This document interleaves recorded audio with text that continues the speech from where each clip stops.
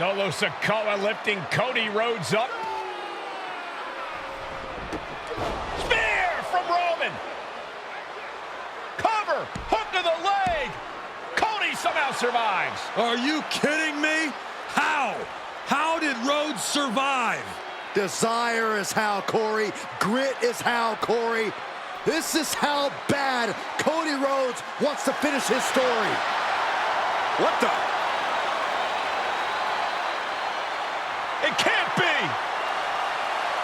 It is. John Cena's here. Cena's in WrestleMania. A saving grace for Cody Rhodes. John Cena here to fight off Solo Sikoa. Solo sent crashing to the outside, courtesy of the franchise. And an attitude adjustment. The tribal chief has been dropped.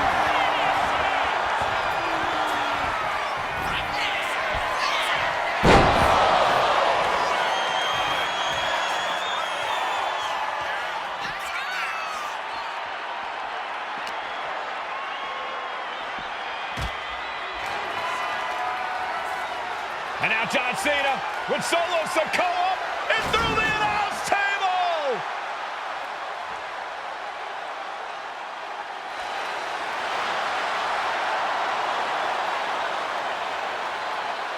Oh, hold on, guys. Hold on.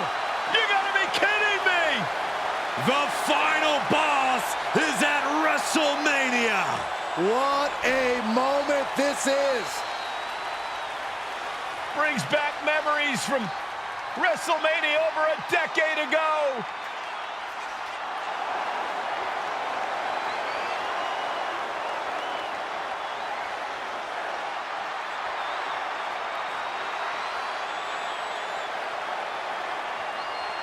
Now this is a WrestleMania moment. Rock and Cena face to face, feeding off the electricity of this crowd. This is absolutely surreal.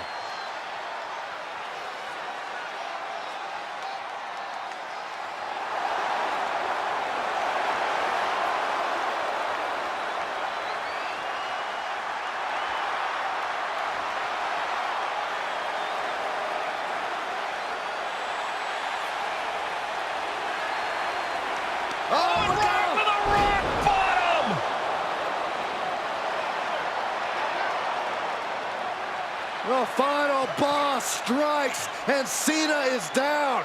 And now The Rock taking off the Mama Rhodes weight belt, and he's going to use it against Cody.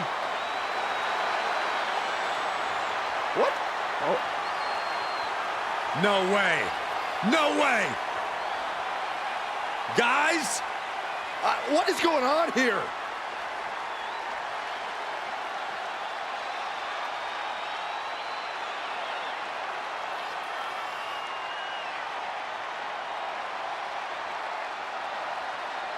We know that music all too well, but it's Seth Rollins, and a Superman punch by Reigns intercepts Rollins, who's out here in the old Shield gear.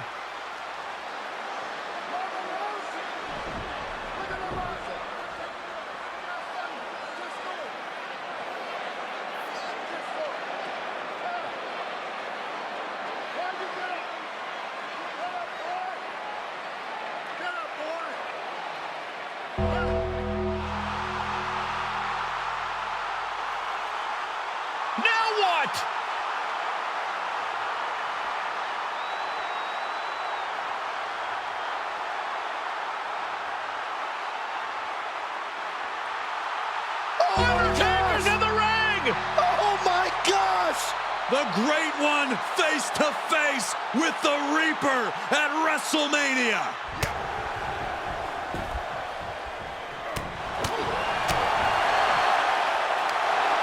Undertaker with the Rock! Choke slam! The Undertaker's back in WrestleMania! Unreal!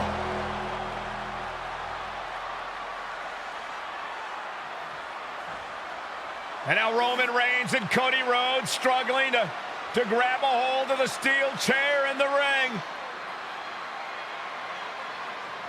Both men struggling to their feet. Roman beats Cody Rhodes. And this could be disastrous for the American Nightmare.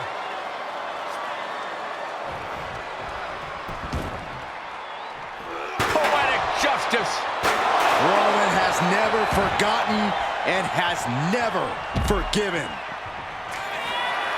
Roman Reigns setting up, looking for the spear to put Cody away. No!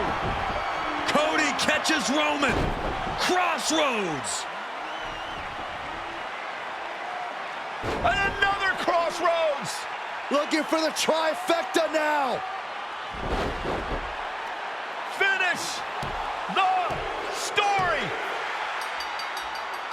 Everybody seems to think that WrestleMania 40 was the night the Bloodline ended. But anyone who knows us knows that it's going to take more than one bad night to bring us down. If anything, we're just getting started.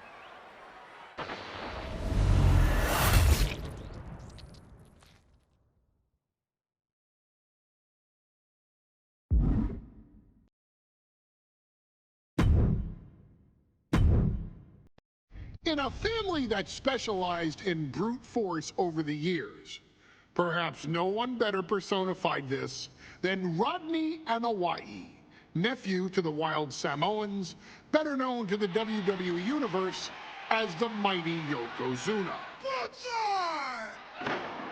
The family's first world heavyweight champion, Yokozuna arrived to WWE in the fall of 1992.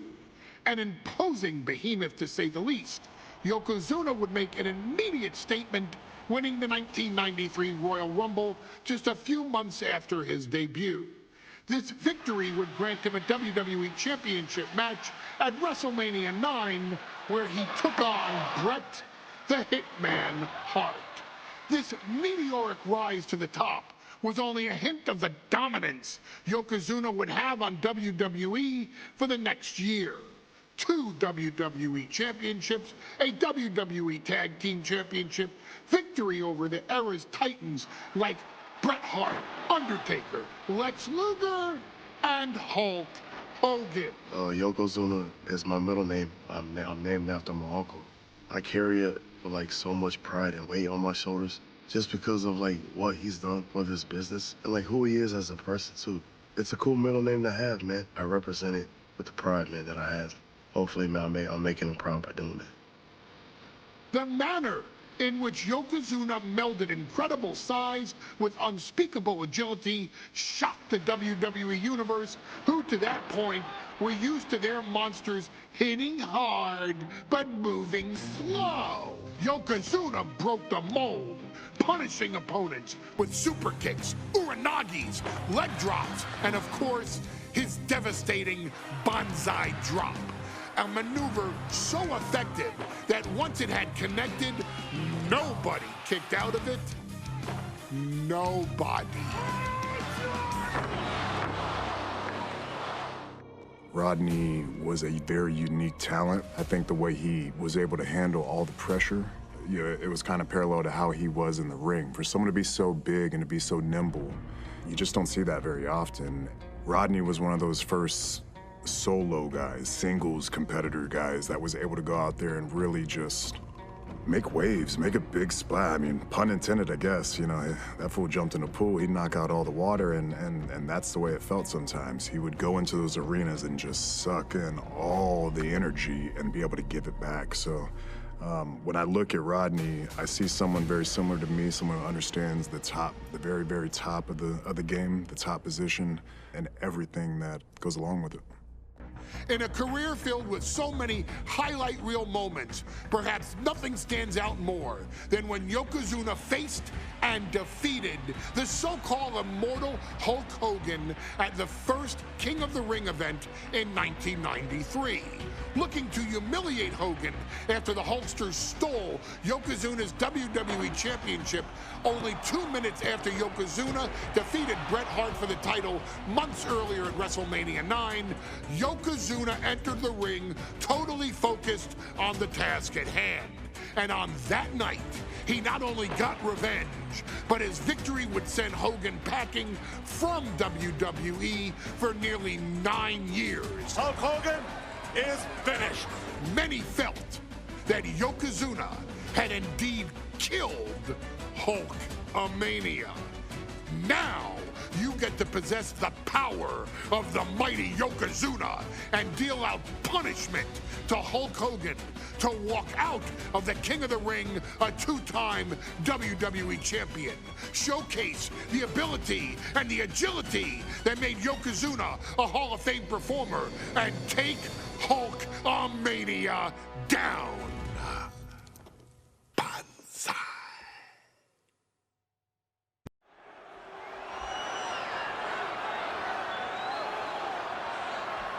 Ladies and gentlemen, this is an event of international magnitude. Photographers from around the world as they are documenting Yokozuna's every move. Coming down the aisle with Mr. Fuji is the challenger from Polynesia Islands, weighing 550 pounds, Yokozuna! One thing, Corey, he's 550 pounds, bigger than he's ever been. And I understand Hulk Hogan trimmed down so he can have more speed, more endurance. But I'll tell you something, Hogan's got to take him out early. This is going to answer a lot of unanswered questions from WrestleMania 9. A lot of pressure on the president of WWE for what he did. But this is Yokozuna versus Hulk Hogan. Let the winner be the winner. One thing's for sure, Hogan will be quicker.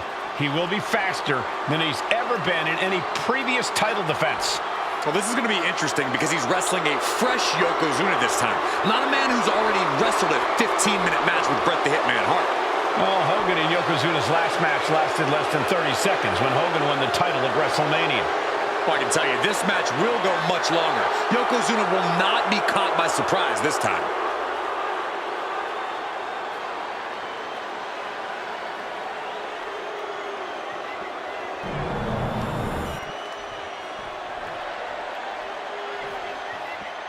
Listen to this. What a phenomenal ovation for the WWE Champion.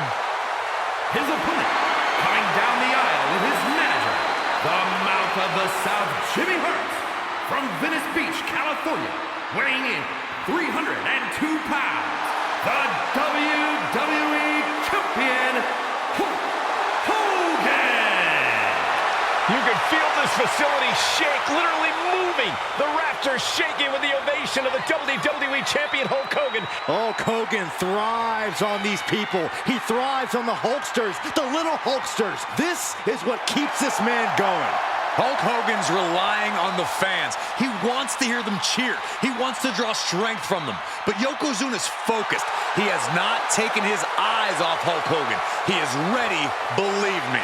The Hulkster ready for war, and you can bet, ladies and gentlemen, it will be warfare here. Well, he's been saying for weeks that he is going to be the first man to slam Yokozuna. Oh, nobody slams Yokozuna. Well, we'll see. Hulk Hogan wanted to prove it was not a fluke that he beat Yokozuna. And now, we're going to find out if it was a fluke or not.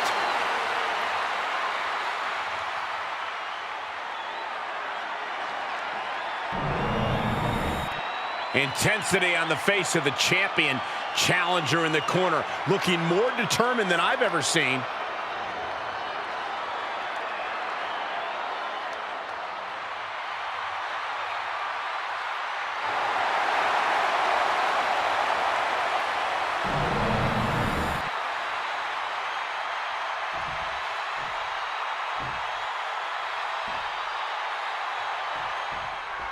Michael Cole alongside Byron Saxton and Corey Graves, emanating from King of the Ring, 1993.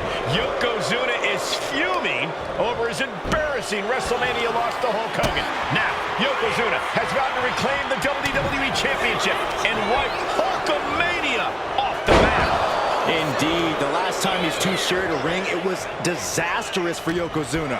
Mr. Fuji issued a challenge to Hogan on behalf of his client. And 22 seconds later, Hogan was the new WWE Champion. But that night was mired in controversy as Yokozuna had just been to battle answer a lot of questions from WrestleMania 9. This is Yokozuna versus Hulk Hogan, and we're going to find out who's the true champion. Hulk Hogan, a 5-time champion now. This is his first title defense. The Hulkster has spent the last 2 months in Hollywood due to prior commitments, but you've got to understand that Hulk never expected to be WWE Champion coming out of WrestleMania. Well, now that Hogan has emerged from his paradise, the gravity of this situation with Yokozuna is going to hit him like thunder. We know the sold-out crowd here in Dayton is firmly behind the Hulkster. Hogan is relying on the fans. He wants to hear them cheer. He wants to draw strength from all of them.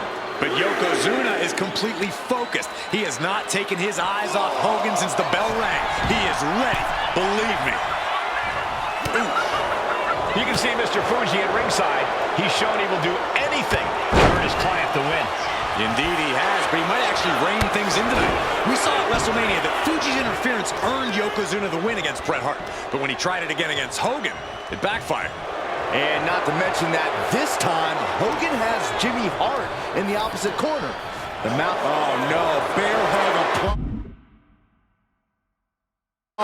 This is not good for the Hulkster. The bear hug cinched in, gotta find a way out and catch your breath. Look at this, no quit whatsoever, raining down elbows and a skip. Uh-oh, Hulkster's in trouble. Oh, wait a minute, maybe not. The Hulkster is hulking up. You made a mistake, brother. Hogan. And just like that, the rally is cut short. Dang. As we get deep into this match, you have to be impressed by a man the size of Yokozuna exhibiting this level of stamina. Everything about Yokozuna is impressive, Cole. He's gone. Yoko now, belly-to-belly slam. That's got to be the end of Hulkamania. Jimmy Hart trying to rally. And a kick out by Hogan with authority. Hulk Hogan's not done yet. Hulk Hogan is coming alive. Yokozuna back to his feet. Big chop to Hogan. And Hogan's starting to hulk up here. How many times have we seen this over the years? These massive strikes from Yokozuna having absolutely no effect on Hogan. Hogan fired up. Hogan's ready to go. Hogan feeding off the energy of all the Hulkamaniacs. And here comes Hulk. And Yokozuna being backed up to the ropes. Big boot. I can't believe Yokozuna's still standing. Hogan continuing to pour on the offense. A second big boot, but Yoko still on his feet. Don't let up, Hulkster. Keep swinging, keep firing away.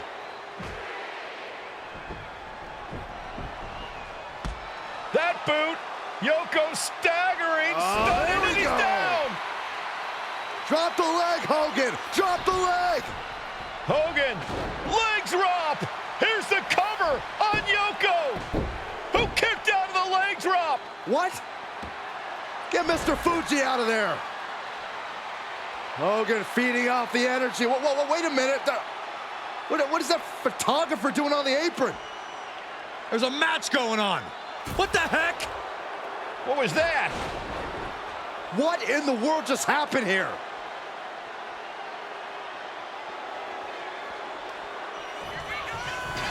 Oh, no. Strongest splash. Yokozuna demonstrating his full power. Hogan's in trouble. Man, a bruising use of their body. That was the work of a one-of-a-kind superstar.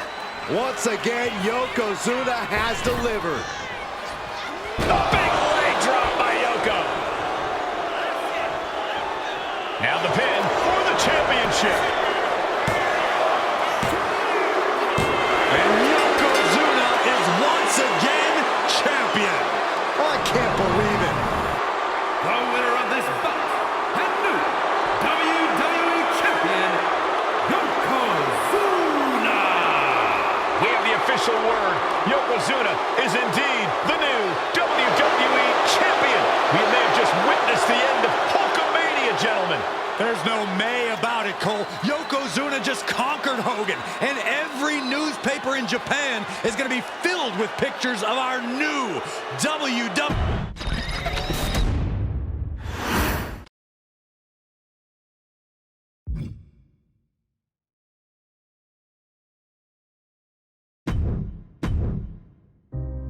Our next chapter sees the showcase spotlight shine on an area in which the family built their legacy: tag team wrestling. Starting with the Wild Samoans, Afa and Sika, all the way through to more recent champions like the Usos or Tama Tonga and Tonga Loa.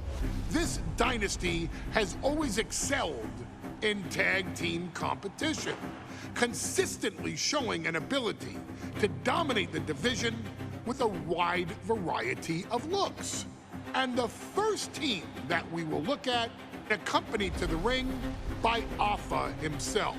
Fatu and Samu, the Head Shrinkers. They put the fear in people's hearts. That's what the Head Shrinkers did back in the day. Second to none in that ring. You know, hard-nosed, battle-tested. They went for it every single night. More astute fans may also know that early in their journeys, Samu and Fatu were managed by me, Paul Heyman, then known as Paul E. Dangerously. and the SST, the Samoan SWAT team. The Samoan SWAT team is here. Vengeance is mine. Already an imposing force that early on, their future greatness was obvious to so many industry experts. Afa, more than anybody, knew he had the team on his hands, with Samu being his son and Fatu his nephew. The tribal elder was able to mentor both, instilling in them the same unrelenting approach to competition that made the Wild Samoans world famous. The team toured through regional promotions before a quick stop with me in WCW, but WWE was always their goal.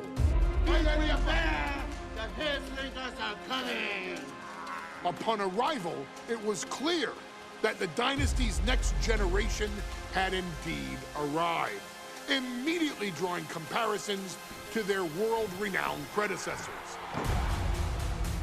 10 years before it became cool to say, Samu and Fatu displayed ruthless aggression in the ring, overwhelming opponents before the bell and continuing the non-stop attack until their hands were raised in victory.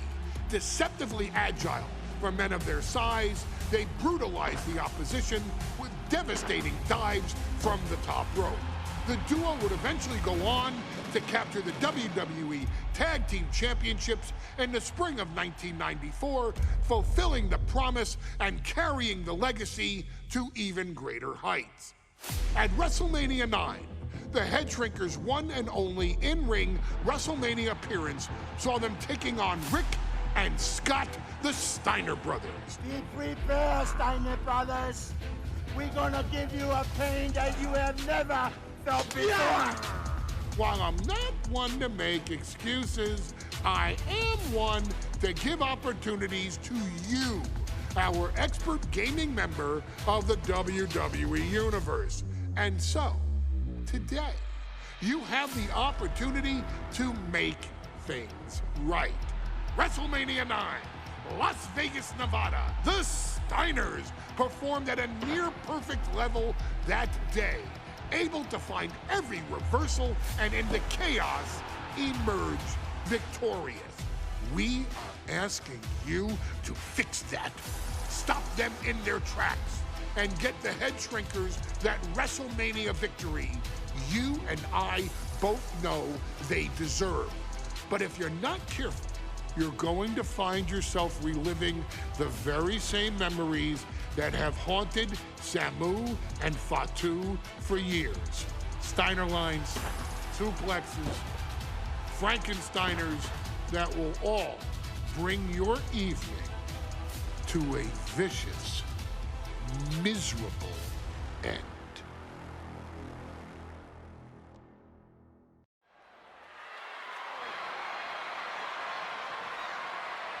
One of the toughest teams in WWE history. Nearly 600 pounds of pure savagery. Is a tag team match set for one fall.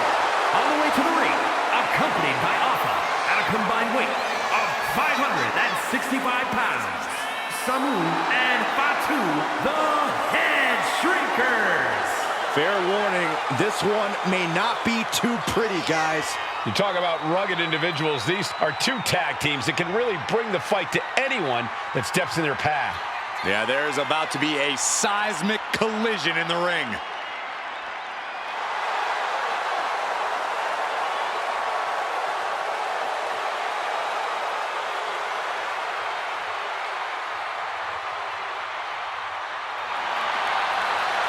This match means so much to the Steiners and to the Head Shrinkers.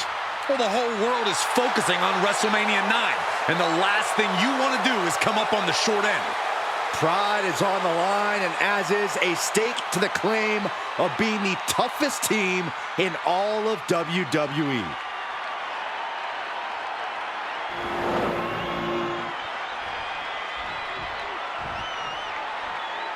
The Steiner brothers getting a tremendous ovation here in their first WrestleMania, and we'll see if they can carry on Michigan's winning ways. And their opponents, at a combined weight of 531 pounds, Rick and Scott, the Steiner Brothers.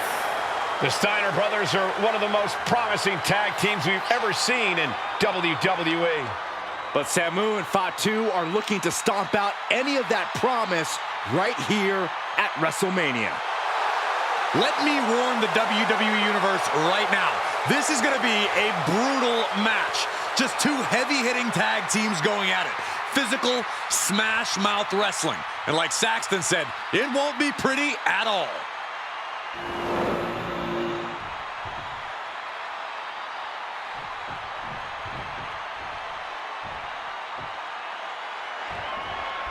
Big fight feel in Las Vegas as gladiators face off here at WrestleMania 9. And we are watching four men who would have been right at home inside of a Roman Coliseum. The Head Shrinkers and the Steiners are ready for a true battle. Both teams are relatively new to WWE, but we've seen that each duo is not afraid to get physical. Each side is looking for their first WrestleMania win, and they will do anything to earn it. Launched into the air and hung across the top rope. Beautiful.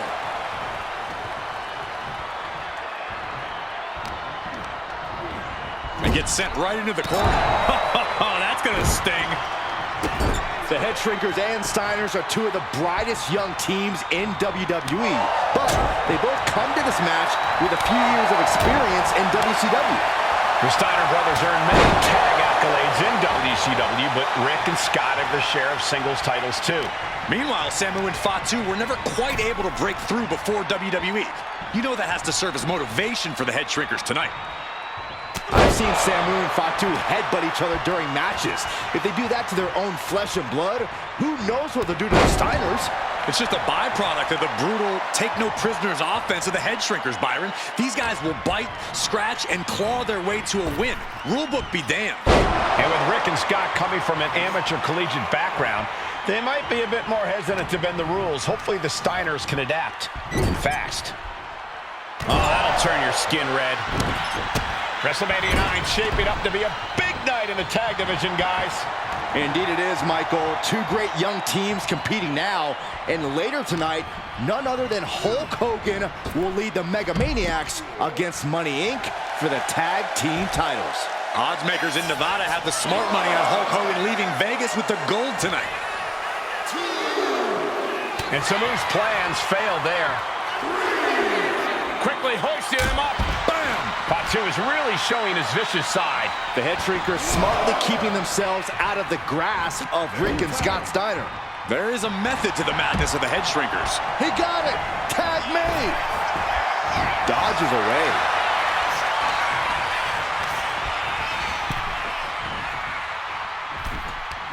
Oh, he flips that around. Samu and Fatu, already some success in the tag division tonight. Could really be their coming out party. Well, they certainly have a tradition to uphold, Cole. The man in their corner, Alpha, has held the WWE tag titles on 3 occasions, and he's primed to bring the head shrinkers to the top as well. Ooh, up into the turnbuckle. Down to the mat. Oh, sits straight into the corner hard.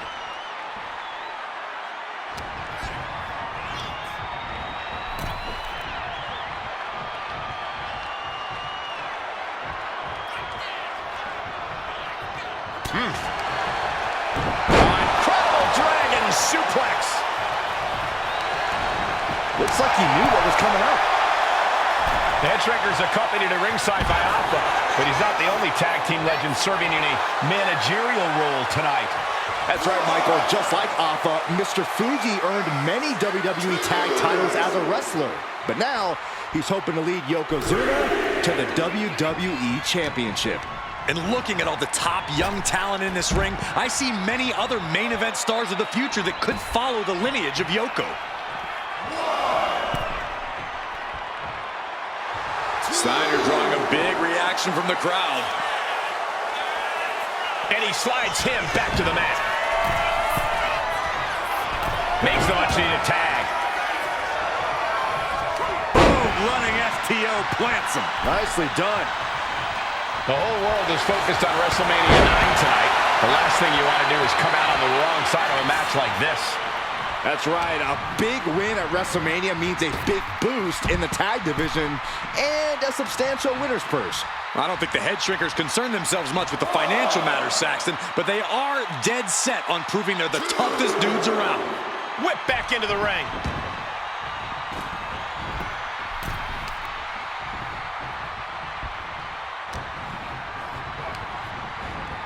Ooh, just bouncing off the turnbuckle.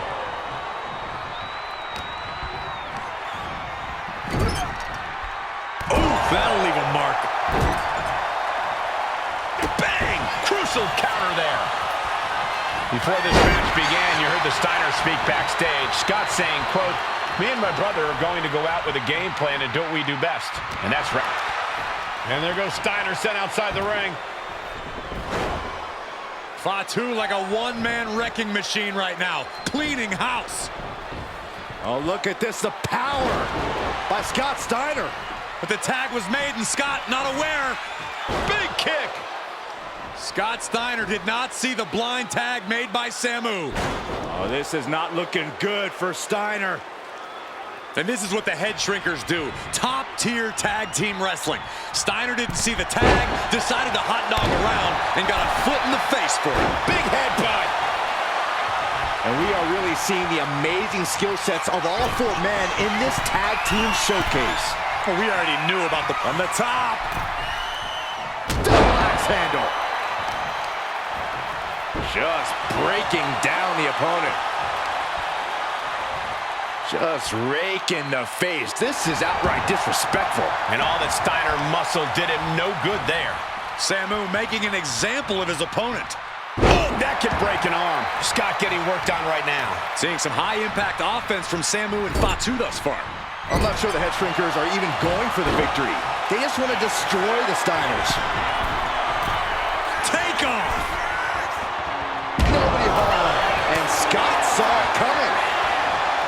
As we find ourselves surrounded by all this pageantry, do you think either of these teams is feeling the pressure of their first WrestleMania? I can tell you that Samu and Fatu truly did not care. Alpha has turned these men into brutal fighters who simply want to destroy their opponents no matter where the fight takes place. And as for the Steiners, we know they have big match experience, tons of amateur championship bouts in college, and some of WCW's biggest events. But even those can't hold a candle to these... From the top! Diving headbutt! Samu dishing it out now. And Steiner needs to find an opening fast. Oh, goodness, blasted right into the corner. corner with tremendous force.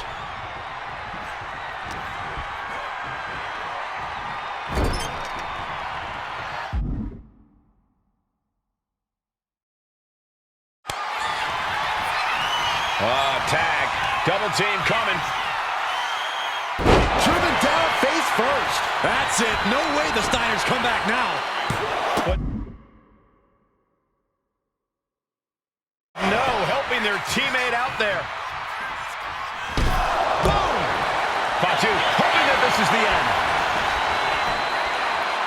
Kicks out after one. We are this far into the match. Where is this energy coming from? He's climbing the turnbuckles to the top. Looking for something big. Sky high. Diving hammer strike. I think he's totally gassed. And his body has to be in extreme amounts of pain right now.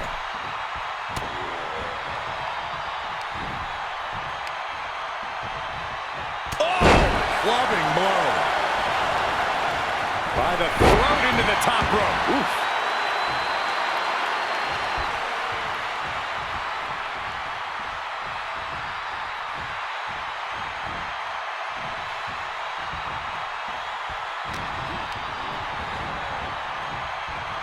Back into the hip toss. Oh. Taking steps toward the top rope. Blast off. Oh, big impact. And the head shrinkers just might have it. Here it is. Now the pin. And the head shrinkers get the win.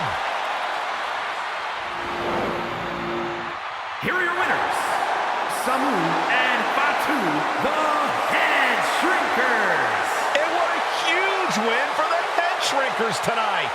Samu and Fatu making their family proud and proving themselves as top contenders in the tag division.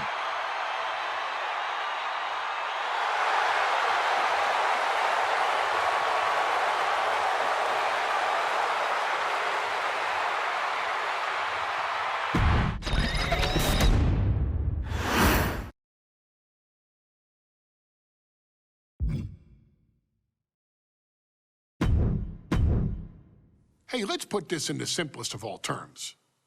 Dwayne "The Rock" Johnson is the biggest celebrity on the face of the planet today.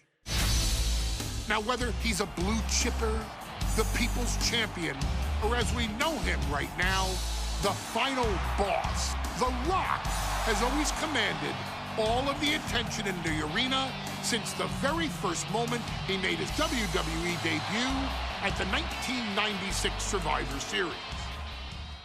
Born into this business, The Rock would become WWE's first ever third-generation superstar, following in the footsteps of his father and grandfather.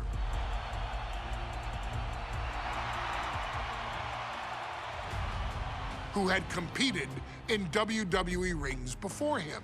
Dwayne had the huge responsibility. There's a legacy, and you have to take it so seriously. Even with incredibly high expectations, the Great One surpassed them all. Along with the usual achievements, if your name is The Rock: 2 Intercontinental Championships, 5 Tag Team Championships, 8 WWE Heavyweight Championships, a Royal Rumble victory, not even to forget the fact that The Rock once led an entire nation. The Rock has one of the more noteworthy feats in WWE history, earning WrestleMania victories over Hulk Hogan, Stone Cold Steve Austin, and John Cena. Each of these men are known as the faces of their respective era. Each of these men found out what happens when you go one-on-one. Oh, you know the rest. Of course, The Rock rivaled Stone Cold Steve Austin's popularity during the vaunted Attitude Era, tearing opponents down with rock bottoms and people's elbows, while tearing them apart on the mic with cutting one-liners and catchphrases that are still recited to this day. If you smell, know your role and shut your mouth. He ended CM Punk's 434-day title reign as WWE Champion at the 2013 Royal Rumble as well, after having only competed twice over the previous 9 years, displaying the always ready mentality and physical conditioning on which he has built his global brand. But you don't need me to rattle off The Rock's resume to you, now do you? Of course not. The man is an occasion unto himself. He has headlined the biggest events against WWE's most iconic superstars and has always found a way to, how does he put it? Layeth the smackdown on some jabroni's candy ass. I couldn't have said it better myself, although I think I may have just done that. But indeed, he has. On a Thursday night in February of 1997, The Rock, still known as Rocky Maivia, would find himself challenging for the WWE Intercontinental Championship. Only a few months into his tenure, he would be matched up against a face that would ultimately become one of his most familiar and hated rivals, Triple H, Hunter Hearst Helmsley. Seemingly overmatched by a more seasoned opponent, a youthful Rock would demonstrate all the traits that have come to define him in the years since. Tenacity, high IQ, and that legendary Samoan strength to ultimately surprise Helmsley and kick off the first championship reign for Rocky Maivia. It would be the first step of a journey that has ultimately led The Rock into the pantheon of WWE's elite. So now it's all in your hands. It's up to you to showcase the undying drive that makes The Rock the hardest worker in the room to deliver a shocking upset against the Greenwich snob himself. Guide The Rock to victory over Triple H at a very special Thursday, Raw Thursday, to give the first jolts to what would become the most electrifying career in sports entertainment.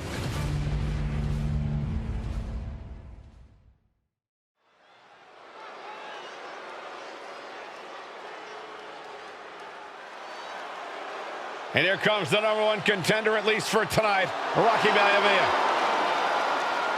The following contest, scheduled for one fall, is for the WWE Intercontinental Championship. Making his way to the ring is the challenger from the South Pacific, weighing in at 275 pounds, Rocky Maivia. A blue chip talent with a bright future.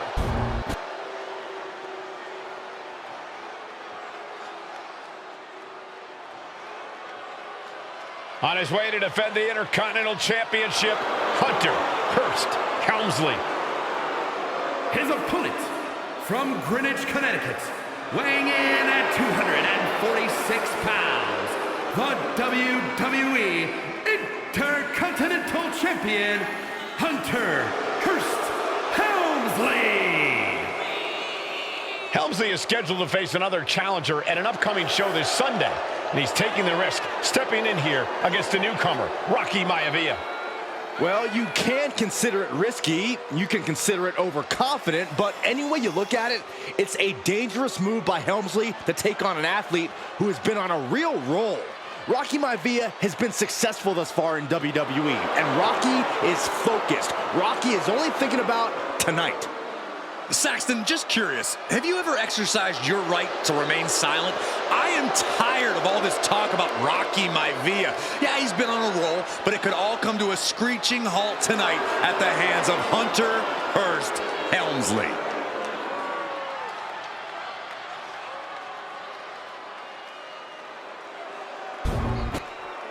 A title coveted by legends and hungry young talent alike.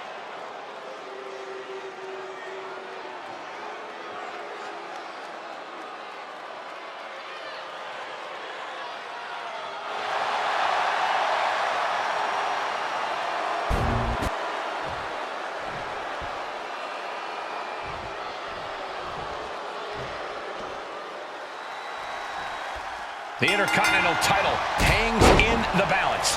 Tonight in a match between our refined... Cobra clutch. Torturing their opponent. And with the submission, in trouble here. A couple of elbows to the jaw, and that'll break things up. Thursday Raw, Thursday. Getting kicked off with a title match for the Intercontinental Championship. #1 contender, Rocky Maivia, versus the champion. Watch out. Oh my, apron senton. This is what it's going to take. You have to go all out if you want that title. And Byron, Rocky has tremendous exuberance, tremendous youth. He's going to be a star for a long time. I think Rocky Maivia shows more promise than any other wrestlers I've seen come into WWE. You're talking about second-generation wrestlers, but with Rocky, you're talking about 3 generations.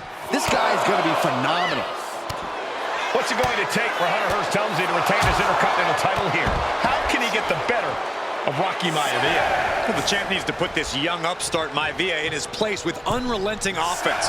No time for graceful bows and upper-class taunting. Just beat Rocky down. Maivia gets stonewalled. At last, Helmsley keeping that string of offense in check. Maybe Helmsley's found a new source of aggression to battle back with. Reversal after reversal. These two have counters for days. Deeper into this match now, and I think it's Helmsley who's reaching peak frustration. Can't quite put Rocky Maivia. Clothesline. And a second. This superstar building momentum. Sweeping the leg. Things are looking up. He's heading to the top turnbuckle. Oh, look out. Oh, that's it. What a splash. Maivia took to the sky and executed that high risk perfectly. I don't think Helmsley had... Hunter whipped into the corner. Nobody home. Rocky hit hard. And now Hunter looks to take over this match. Helmsley muscling Maivia up to the top turnbuckle in a big right hand. Helmsley with something big in mind here for his challenger tonight.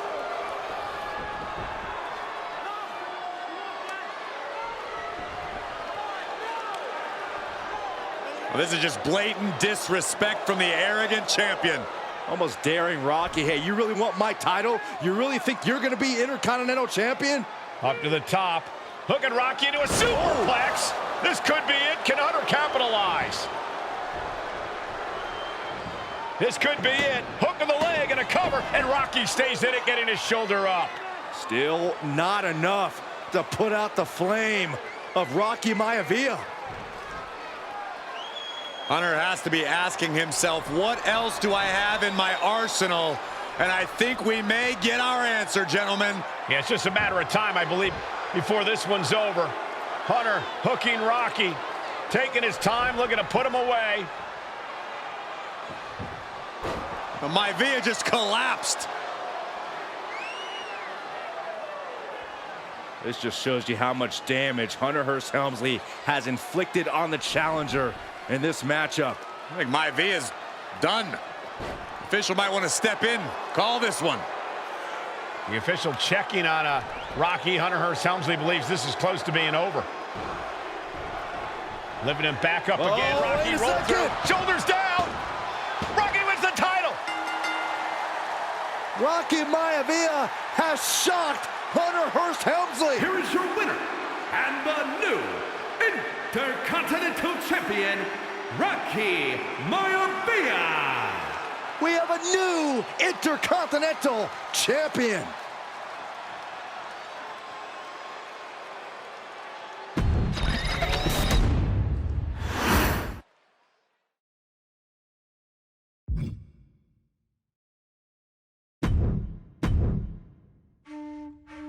In a family of elite combat athletes and top-tier performers, the final boss has always stood out, even when he was just a blue chipper.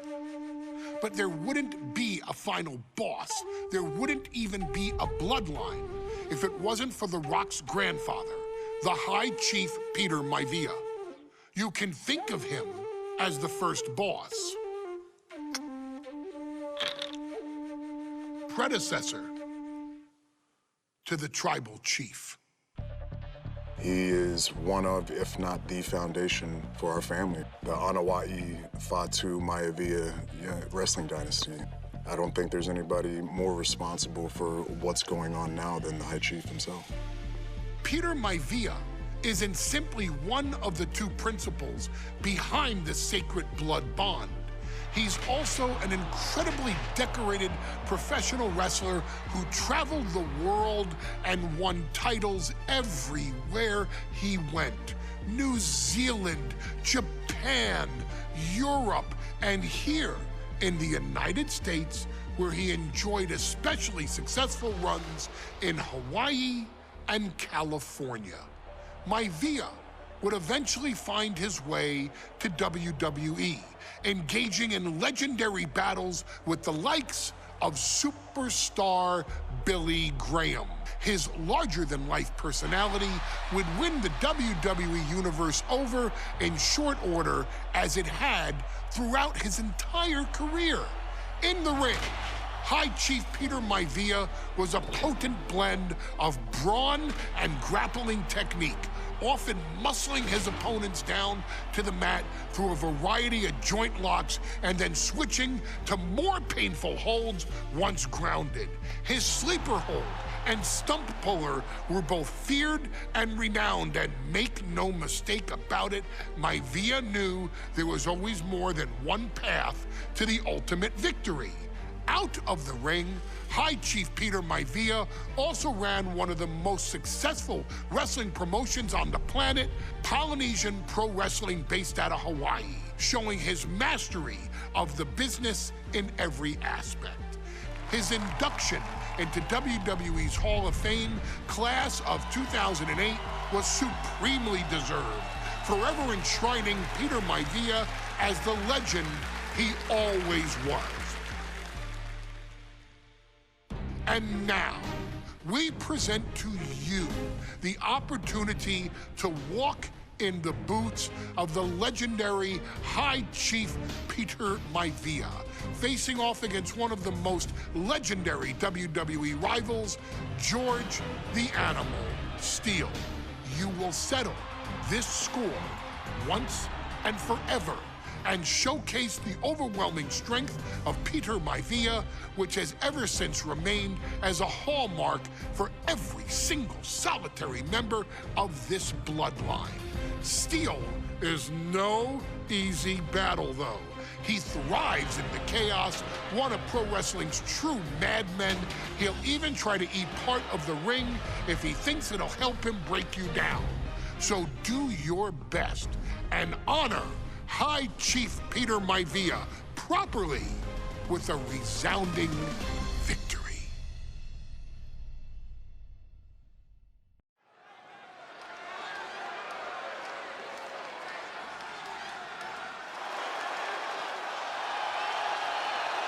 Uh-oh, somebody called the local zoo. The following contest is scheduled for one fall and is a steel cage match. Introducing first, from Detroit, Michigan, weighing in at 275 pounds, George the Animal Steele. I'm not even sure the cage can contain this man.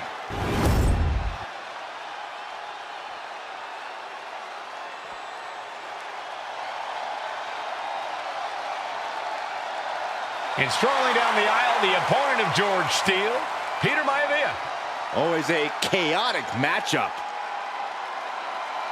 His opponent from the Isle of Samoa, weighing in at 275 pounds, High Chief Peter Maivia. Steele had better keep an eye on Maivia, because Maivia is a true brawler. Few men can handle the chaos of the animal inside a steel cage, but I believe the High Chief is ready.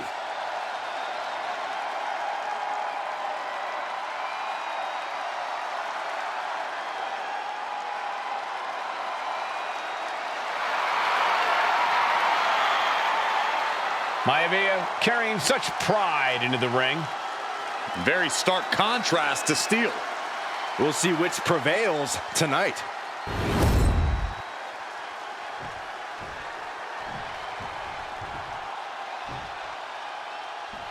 High Chief Peter Maivia taking on George the Animal Steel in a steel cage match. Quite a heated history between these two guys. Yeah, Michael, and I think it's because Maivia is one of the few superstars brave enough to take on the Animal. Most of their contests have ended in countouts or disqualifications. Thanks to the cage, we'll get a decisive victory in this one. Well, that really depends on if a cage can even contain them. Headlock. Oh, cheap shot right above the eye. Some folks call Peter Maivia the Flying Hawaiian, and the reasons are obvious for that moniker. But guys, how has he earned the other nickname of the High Chief? Well, Cole, Peter Maivia is very close to the Anoa'i family. In fact, Peter's considered a blood brother to the patriarch of that clan. When you add on the fact that Maivia was born and raised in Samoa, you can see the great pride he has for that land and its people in the tribal ink that covers his body. Peter Maivia prevents that one from connecting. Back and forth we go. Going head to head, putting each other to the test. Feels like a hockey fight's just broken out. The fight is on, and it's furious. Two titans trading strikes and refusing to back down. Overhead chop. Look at this. Incredible. The deadlift German suplex.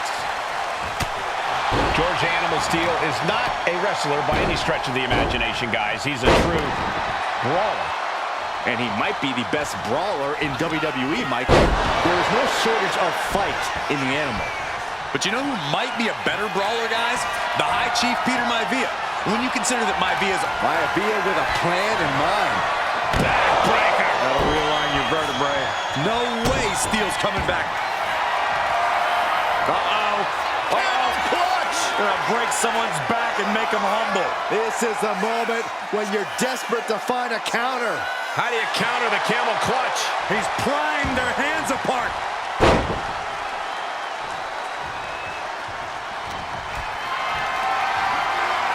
Has to find a way out of this.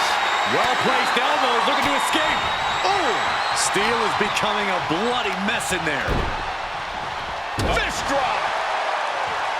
Gentlemen, we've touched on the differences between Maivia and Steel as competitors. One man based on order, the other on chaos, but it's reflected in their looks, too. Indeed, Michael. Just look at the sculpted physique of the High Chief. And the tribal tattoos on his body are extremely intricate and definitely eye-catching. And Steel is, well, he's an ugly creature. Enough hair on his upper torso to classify as fur. Oh, he got him! Is he gonna lock this in? And you can see the arm getting absolutely wrenched here. Expert strategy coming into play now. Able to punch his way out. Maivia one step ahead. He's going back to the well. Jarring impact. Is it enough? Is it enough for Peter Maivia? That'll do some serious damage. George Animal Steel might be a bit of an underdog here. In fact, he lost a match by countout to the High Chief. In Steel's defense, I'm not sure he knows how to count exactly or how to read a rule book. So he's got to be happy to be in this cage. Well, Maivia is called the High Chief in part because of his commanding presence in the ring. He's more than ready for what the Animal will throw at him, even inside a cage. Claw to the face. Turning the tables. Oh, man. Momentum is all with Maivia now. And you can see Steel is struggling to weather the storm of the High Chief.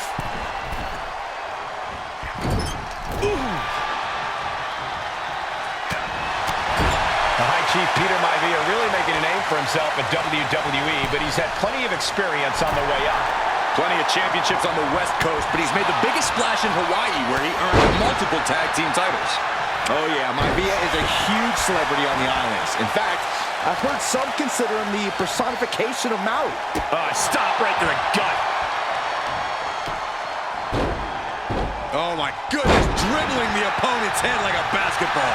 We're seeing one response after another. Neither superstar gaining a foothold. Headlock, oh, and cheap shot right above the eye. And he turned it around. Are we about to see it again? I'll break you in half. That has to be the one that ends this. Headbutt! Oh, what impact! When a man like Peter Maivia signs up for a match with the Animal, he doesn't know what to expect, just to expect anything in the world. Peter Maivia knows full well that he's in for some unusual treatment tonight. In fact, Steele often has trouble finding opponents due to his erratic nature. But when it comes to competition, the High Chief wants to prove he's worthy of that name. Peter Maivia will take on any competitor, no matter the difficulty. And look at this now, bad intentions coming with his hold. A stump puller. The leg is only getting cinched in deeper, struggling to force a break. This is the time to scratch and claw. Find it. And the High Chief defeats the Animal.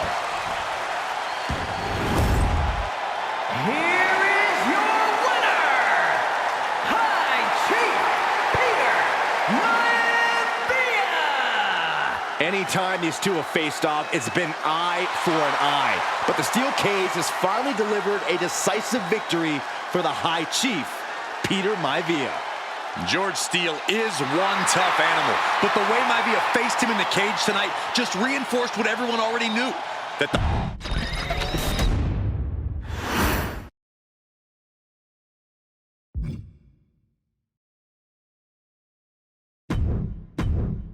She's not like most girls. She's also not like most WWE superstars. Nia Jax, the reigning queen of the ring, is a reckoning, a force of nature that blitzes right through her competition. A cousin of The Rock, Nia Jax arrived in NXT almost 10 years ago with astronomical expectations. Undaunted, Nia Jax would dominate early opponents, finding herself competing for the NXT Women's Championship mere months after her debut. It did not take long for those running Raw and SmackDown to take notice. Well, our next pick, Nia Jax. And Nia Jax would join the Raw roster as part of the 2016 draft lottery. And since joining the main roster, absolutely no one has been safe from Nia Jax. She is a two-time women's champion. She is a two-time women's tag team champion. She competed in the men's Royal Rumble match in 2019, even getting an elimination while in the ring. Nia Jax looking to eliminate. She does. She's battled standouts like Charlotte, Bayley, and Becky Lynch. And all the while, she has left undeniable destruction in her wake. In the ring, she applies many of the same tactics that once benefited Yokozuna, even using her own version of the Bonsai Drop, known as the Annihilator. And just like its namesake, if it connects, your night is over. And Nia Jax remains driven for even more success, jumping at any opportunity to prove her dominance. This last year, that included entering into the 2024 Queen of the Ring tournament after earning victories over Naomi, Jade Cargill, and Bianca Belair. Nia Jax would fight her way into the finals, taking on former NXT Women's Champion Lyra Valkyria. Valkyria built a lot of momentum, defeating Dakota Kai, Zoe Stark, and Io Sky to punch her ticket into the final at the Queen and King of the Ring. With an obvious game plan, Lyra would look to stick and move, avoiding the colossal attacks of her opponent. Unfortunately, as often happens when competing against Nia Jax, Lyra made one miscalculation, and that error in judgment provided Nia Jax with the opening she needed to annihilate her competition. This is is your opportunity to crown the first queen in Bloodline history. Make Lyra suffer. Make her regret ever entering your ring. Showcase the otherworldly power that forces an entire roster to cower in your presence. Because when you're an irresistible force like Nia Jax, resistance is futile.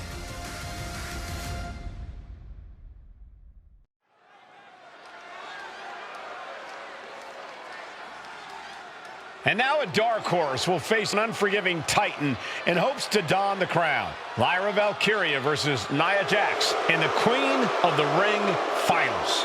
The following is the final match in the Queen of the Ring Tournament. Introducing first, from San Diego, California, Nia Jax. I cannot wait to witness what unfolds here. The irresistible force has been on a tear recently. And Nia believes the crown already belongs to her. Will Jax's menacing presence and sheer power be too much for Valkyria to overcome? Or can Lyra write a happy ever after ending to her Cinderella story?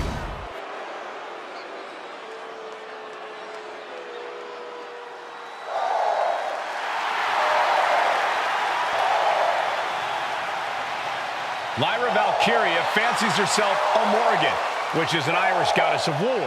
As they were on the battlefield, they used to take the shape of ravens to fly around and decide who would live and who would die. That is what Lyra Valkyria is bringing to the ring here tonight.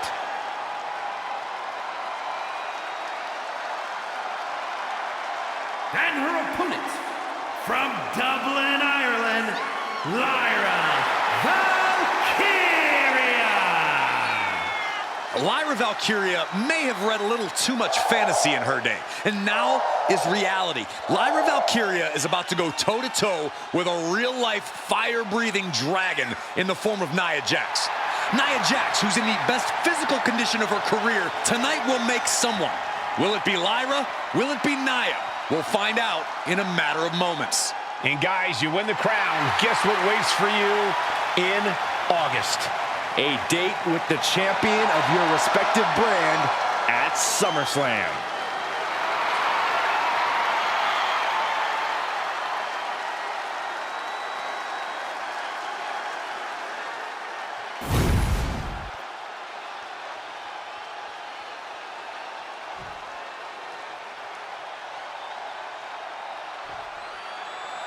And it's all come down to this. And Nia now misses wildly. Lyra goes up over the top. Nia's got it caught, though. Lyra trying to rely on her technique to bring down the irresistible force, but having no luck at the moment. I'm not sure this is going to work either. Jax just entirely too strong, but whoa! That was interesting. Oh, nice athleticism by Valkyria. Even Jax might be a little impressed. I wouldn't go that far, Saxton. Here comes Nia, just imposing her will on Lyra Valkyria. Again, Lyra showing how resourceful she is, applying the sleeper to Nia Jax. Lyra tried to hold on. And now Nia Jax in control, and she's going to look to put Lyra away. Nobody home! Set outside the ring, and Valkyria's got a chance. Huge window of opportunity. Right now for Lyra Valkyria to strike. Lyra may actually pull this off. Lyra may become queen. Lyra has the advantage. She has Nia reeling. But Lyra can't win Queen of the Ring with Jax on the outside. This match has to end in the ring. Pendulum backbreaker. Tick-tock. Lyra says she feels alive every time she flies, and that's what Nia has to avoid tonight, keeping Lyra grounded. The woman thinks she's a bird, Cole. What do you expect? It's symbolism, Graves. Nia Jax, Lyra Valkyria facing off in the finals of the 2024 Queen of the Ring tournament. Who will take home the crown?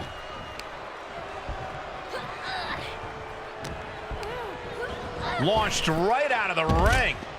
I can't believe Jax is looking to go airborne. Look out. Whoa, what a landing.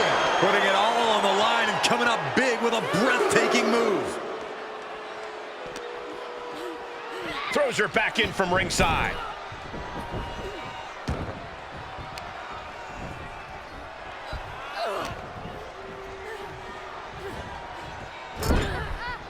Right in the jaw. Ugh, what a shot. Confidence is always a key for Nia Jax. She comes into every match thinking she hasn't won. But when you have this business in your blood like Nia does, that confidence is genetic. But ever since the Irresistible Force returned to WWE 8 months ago, her confidence has been on another level. And she's gaining even more confidence as this match progresses. Jax may just be unstoppable now. Corey, what do you think is going to be the key in this match for Nia Jax? She certainly made plenty of promises when it comes to being Queen of the Ring. What Nia brings to the dance, Cole, is raw power, the likes of which you rarely see from most men, let alone women. Nia has absolutely no problem using that power, and the same goes for her throwing her weight around in the ring. Lyra Valkyria. This could be over right here. Powerbomb! Jax, just turn the lights out.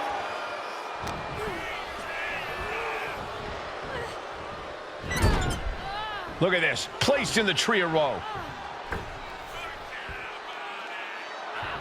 Valkyria retaliates. In just a matter of minutes, we'll have our second Queen of the Ring. The first, of course, being Zelina Vega. Well, you've got to believe that Zelina will want a shot whichever woman wins this. She beat the woman now known as Piper Niven that night, so you know Queen Zelina can strike down an enemy of any size.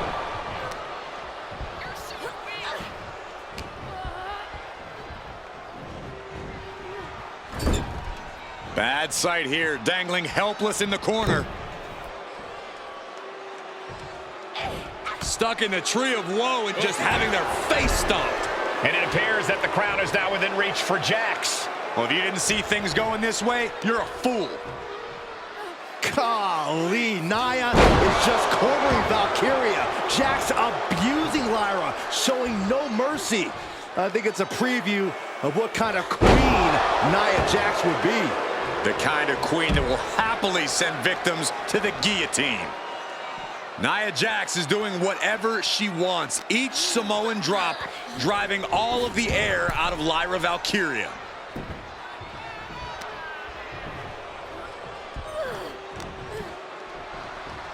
Valkyria crushed in the corner by Jax. Squashing Lyra in the corner, and the beginning of the end may be near. And Nia now, with Lyra on her back, gonna climb up to the second rope. This is a scary situation for Lyra. Oh, look at this, maybe not. No way, there's no way.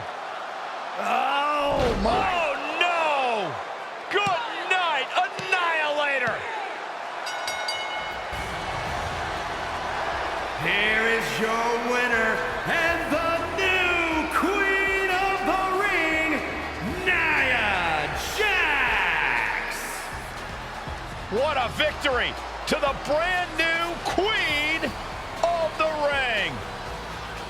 Nia said she would do it, and she backed up her claims. And now the Chief Content Officer of WWE and Triple H going to come in to congratulate Nia Jax, officially crown her the Queen of the Ring. Absolute dominance by the new queen.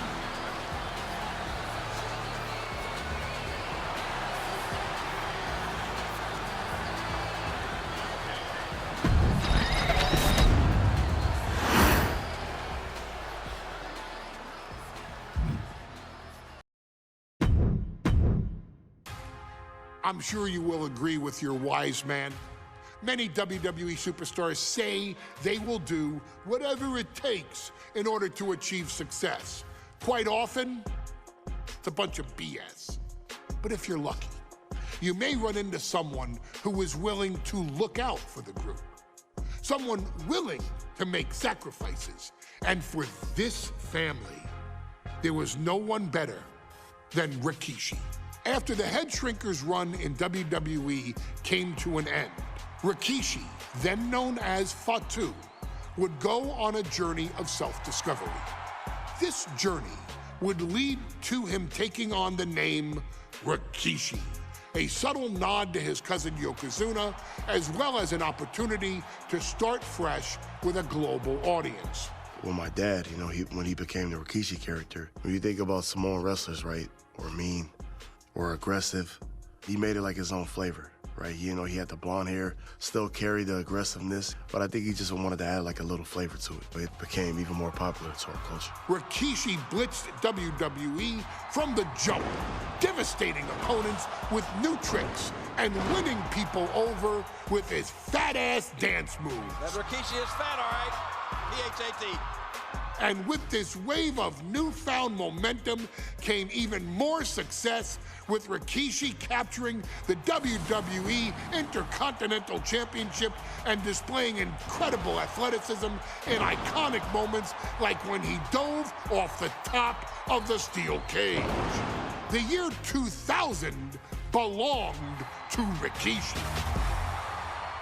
But little did anyone know, Rikishi held a dark secret regarding a decision he'd made not for his own benefit, but for the benefit of the family. It was at the 1999 Survivor Series that Stone Cold Steve Austin was hit by a car in the arena parking lot, forcing him from the main event later that night for the WWE Championship. For nearly a year, all of WWE was consumed with figuring out who was driving that damn car and why Austin was targeted in the first place. The verdict came in. The car was driven by Rikishi. Rikishi would stand strong. Stone Cold Steve Austin. I didn't do it for me. I did it for The Rock. What? Rikishi would lay out a years-long gripe that WWE preferred Steve Austin to The Rock, and so Rikishi had made sure that The Rock's only competition had been removed from the picture. Rikishi sacrificed his own popularity to reach this goal. The Rock thrived while Austin was on the shelf. For Rikishi, the struggle and fall was all worth it. Rikishi knew that he would eventually have to face off with the Texas Rattlesnake to answer for his sins, and he welcomed that meeting with open arms. What Rikishi was unprepared for was for WWE to stack the deck entirely, looking to make Rikishi pay for taking out their golden goose. Stone Cold Steve Austin was allowed to drive his truck directly to the ring and was generally given the freedom to do whatever the hell he wanted in the name of revenge. We are going to make things right. This time, when Rikishi and Stone Cold Steve Austin lock horns, there will be no stacking of the deck. Someone willing to give of himself so that his family, this family, can succeed, deserves better. So get in there and showcase the never say die spirit that has led this family to victory time and time and time and time and time and time again. Use whatever weapon you can get your hands on and prove to Stone Cold Steve Austin that you will do anything for the people.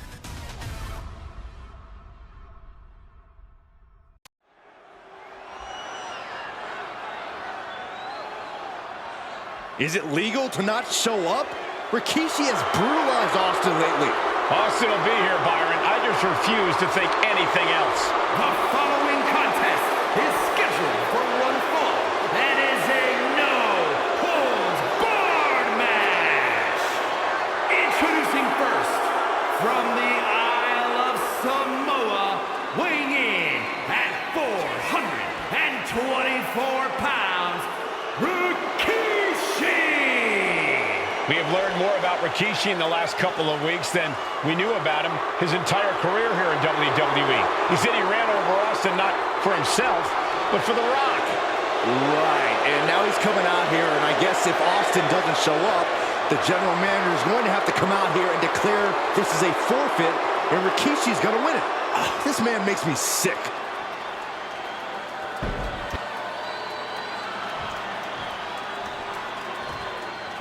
Is he here? Well, there's the Rattlesnakes music. He's here. Austin's here. Stone Cold Steve Austin came here with no fear, no hesitation, just revenge. His opponent, from Victoria, Texas, weighing in at 252 pounds, Stone Cold Steve Austin!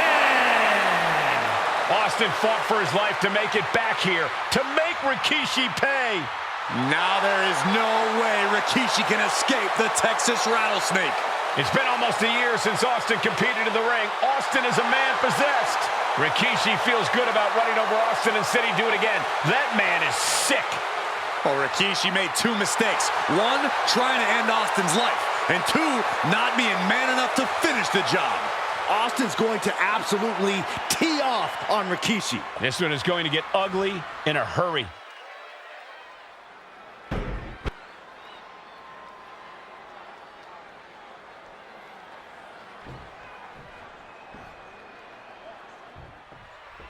It's a miracle Austin survived being run over by Rikishi. Now a pissed off Texas Rattlesnake is on the loose and out for revenge. It took Austin almost a year to recover from the injuries he suffered in that heinous attack. You can't blame Austin for the damage he inflicts on Rikishi tonight. Byron, the lesser man wouldn't have survived. Stone From the top. Good Lord. Taking flight. Soaring through the sky and crashing onto their opponent. Oh, hip drop onto the arm. And looking at my monitor, it just makes me sick to my stomach watching Rikishi. This is a man who has no remorse and feels justified for running Austin down like a dog. Look, to be devil's advocate, you've got to look at Rikishi's perspective. He's proud of his Samoan lineage and saw an opportunity to give his people a leg up in the Shark Tank that is WWE. Are you serious, Corey? Rikishi ran over another human being. We're fortunate that it only put Austin on the show for 10 months instead of his whole life. It's sick that you would even condone what Rikishi did. Don't twist my words, Saxton. I'm not saying I condone Rikishi's actions. I'm just saying I understand them. Just punishing their opponent. Let's hope this thing doesn't get any closer to us. Hoping's a good start, but we might be better off just backing up now. We talk a lot about Austin being prepared for a fight. Talk about the Rattlesnake preparing to make Rikishi a dead man. Well, right now it's Rikishi doing the brawling. Rikishi's disdain for Austin looks greater than even we anticipated.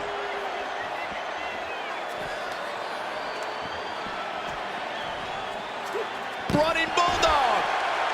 We've talked so much about motives leading into this match. In my view, Rikishi's are delusional. His family have been given equal opportunities, and they all took full advantage of them. Yeah, my blood boils at the propaganda Rikishi's been selling. But I'll tell you about the most legitimate motive in this story, and that is payback for Stone Cold. Austin nearly had his life taken from him, and there is no greater reason to stomp the tar out of somebody than that. Up for the electric chair, down for the drop. He's leaving the ring now. No countouts to worry about.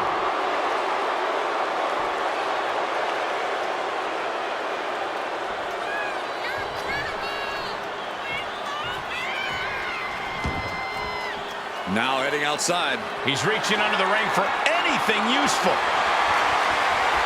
The steel chair. Looks like he's opted to go with the simple but effective statement here. Clothesline! And Byron, I just cannot see any legitimate reason to run over Stone Cold like Rikishi did last Survivor Series. I mean, Austin does ruffle the feathers of a lot of people, Michael, but I don't think any of his rivals would go to the disgusting lengths that Rikishi has gone to.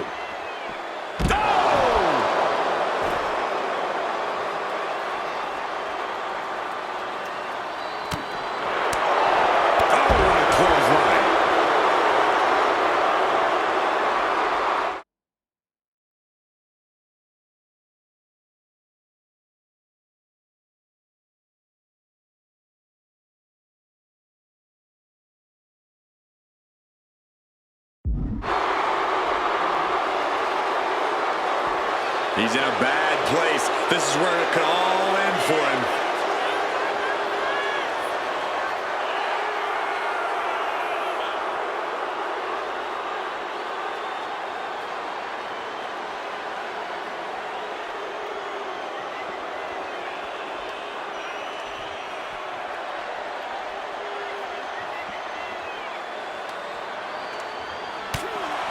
And though The Rock wants nothing to do with this altercation, we have to mention the sadness Rikishi has brought to him. Rock might be innocent in this whole ordeal, but I feel that somewhere inside his soul, The Rock is happy with what Rikishi's done. The Rock is proud to have Rikishi and his family. No, Corey, what kind of lies are you trying to spread? We've heard Rock say Austin and Rikishi trading heavy artillery on the outside, and here comes the rattlesnake. Stone Cold Steve Austin fired up and revenge on his mind. You got to think about how bad Austin has wanted this ever since Survivor Series last year. Been dying to get his hands on Rikishi. All of that venom, all of the vitriol inside of Austin being unleashed on Rikishi right now. Remember, this is no holds barred. Anything goes. Austin has Rikishi down. The rattlesnake is red hot. And do you hear this capacity crowd? They want more from Stone Cold. All that he wants to see Rikishi get beaten down like a pile of human filth. The rattlesnake heads up high. From the top. Oh, God, terrible landing on the outside. What a spectacular misfire. And that is why we say, don't try this at home, viewers, because of terrible miscalculations like that. Getting back into the ring now. Austin just looking to humiliate his opponent.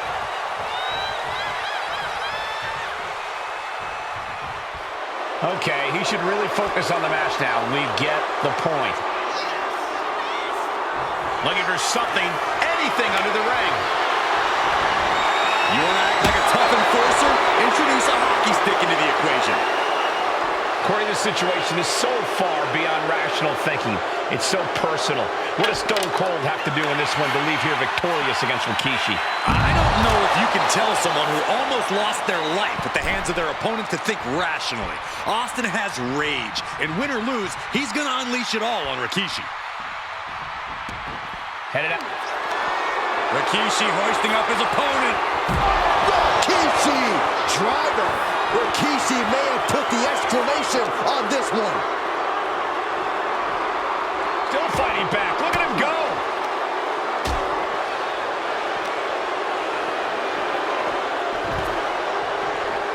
Double axe handle. There has been a lot of vitriol coming from fans towards Rikishi these past few weeks, and this Albany crowd is continuing that pattern of disdain.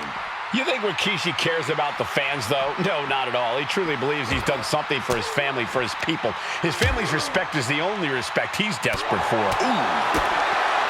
DDT! Nah, just like that, he's busted wide open. Opening up the floodgates.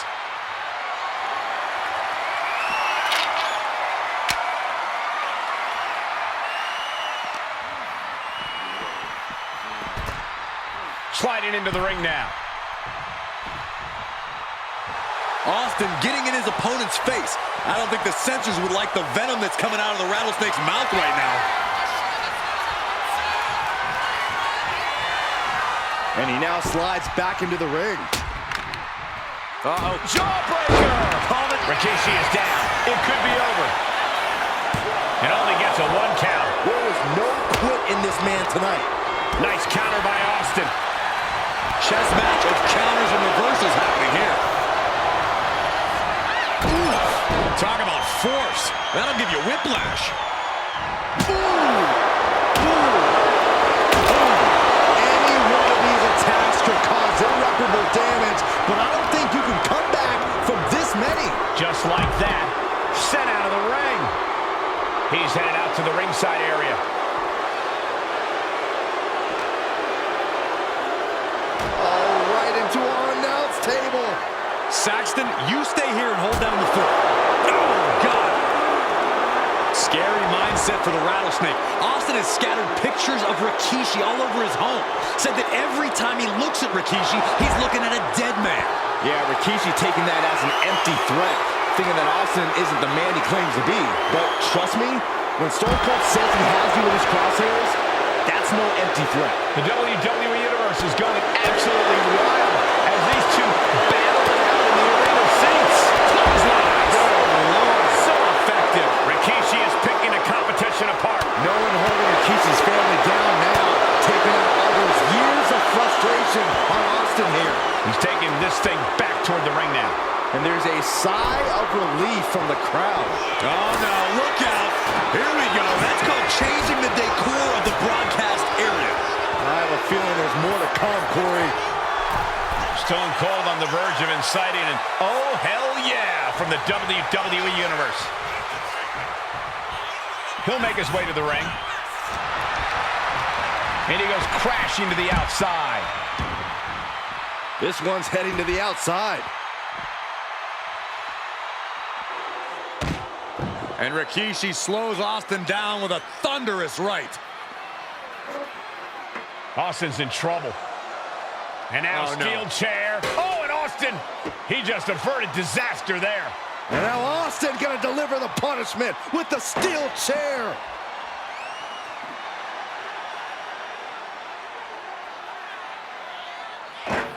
A relentless Texas rattlesnake beating the brakes off of Rikishi with a steel chair.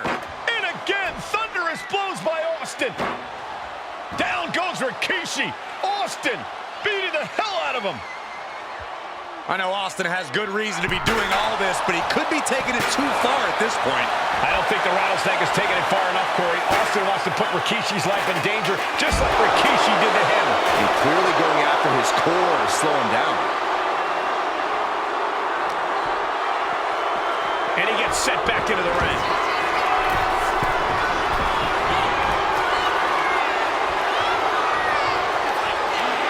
Scooped up, here it comes. Rikishi driver. That's it, Austin is out. And into the cover. What a kick out at two. Unbelievable tenacity on display from Stone Cold. Austin simply refuses to quit.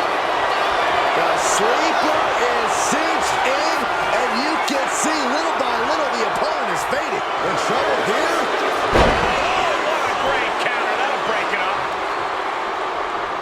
Austin will Stone from Stone Cold. Will Stone Cold Here's the pin. Not even a 2 count. What unbelievable power.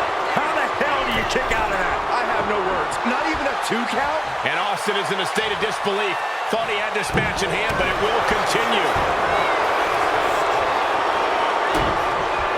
Hold on a second. He might be finding a submission hold here.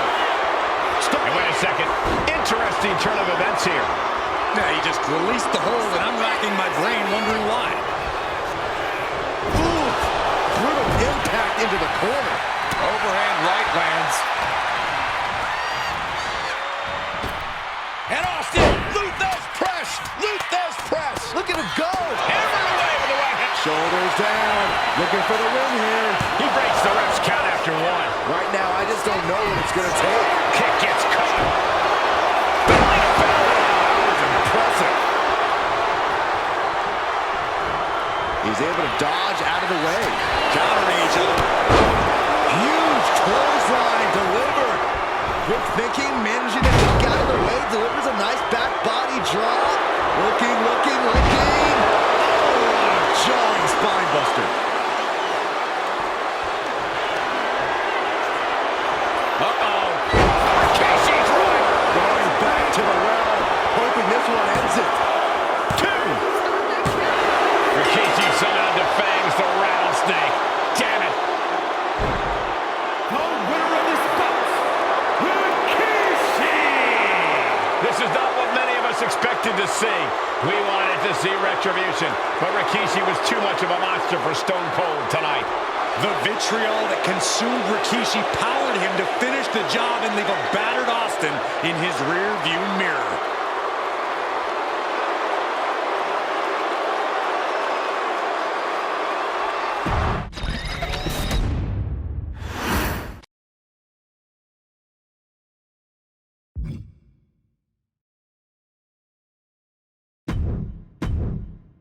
His arrival signaled impending doom.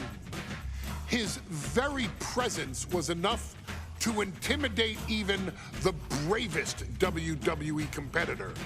His name itself simply meant the end.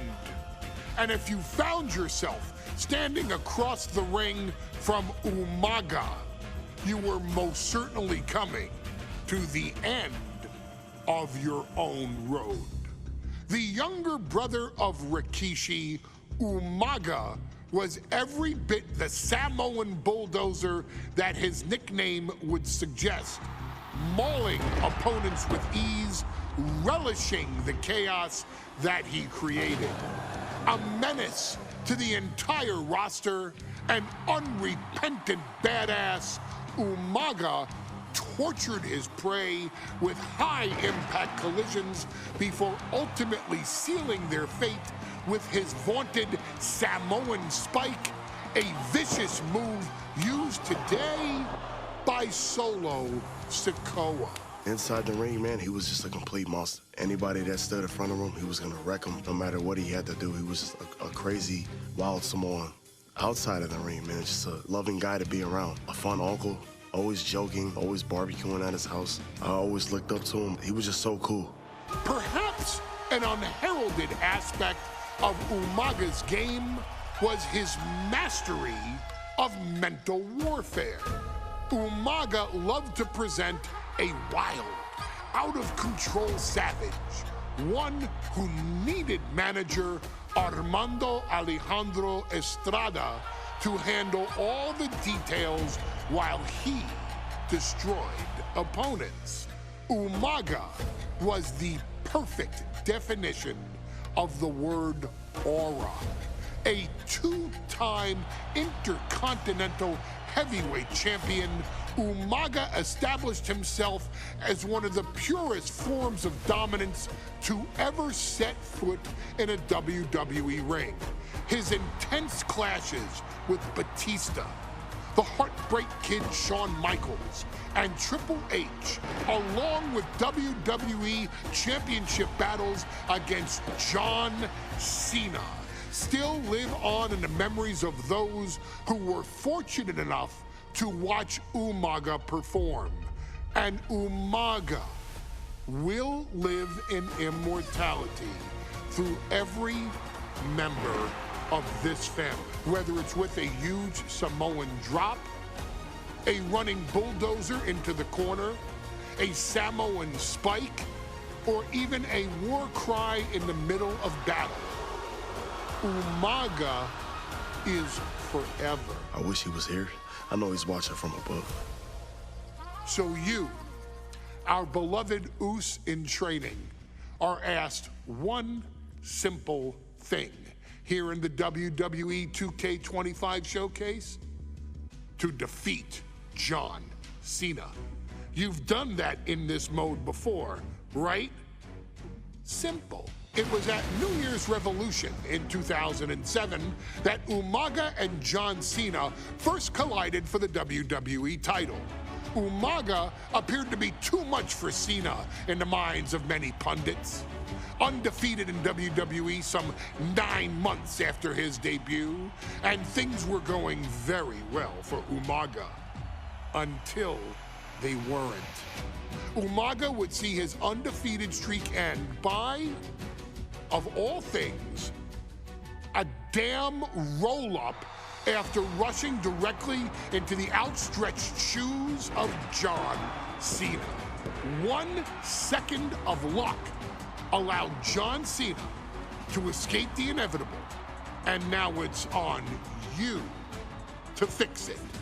Head into that ring, showcase Umaga's cruel brutality, and get Umaga the WWE Heavyweight Championship victory that he should have gotten in the first place. I assure you, my dear friend, Armando Alejandro Estrada will make sure nothing else goes wrong if you take care of business inside the ring.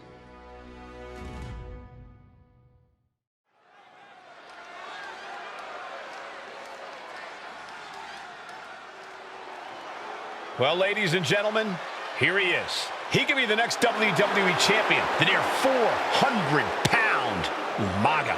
A man that since debuting right after WrestleMania 9 months ago has remained undefeated. And Umaga has been in the ring, Byron, with the best of WWE. This man looks, moves, and sounds like a movie monster. Except Umaga is for real. He is a Samoan bulldozer, an 18-wheel version with a mean streak. Big, athletic, strong, and probably going to outweigh John Cena by well over 100 pounds. Since 1963, the WWE title has only changed hands twice here in Kansas City. That's twice in the last 47 years. But Umaga is a scary human being, and he can easily change that trend right here tonight.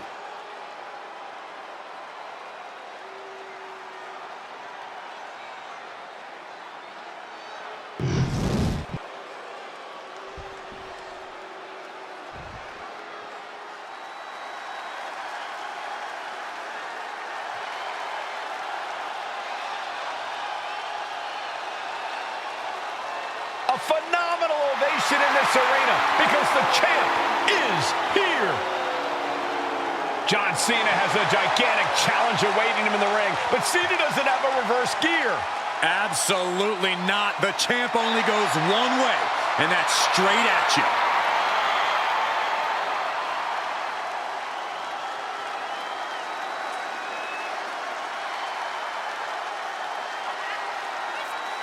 John Cena, a three-time WWE champion, the handler of Umaga, Armando Estrada, trying to control this undefeated challenger. Once the bell rings, these two are going to go at each other full force.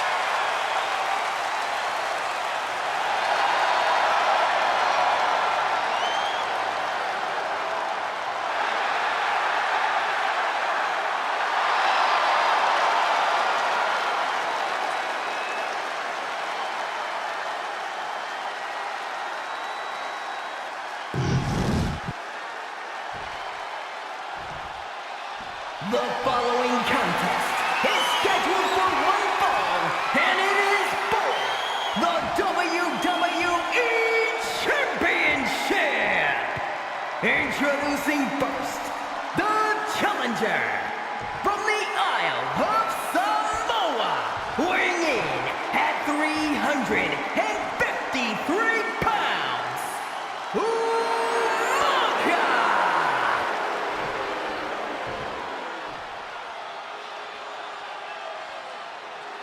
And from West Newbury, Massachusetts, weighing in at 248 pounds, he is the WWE Champion, John Cena!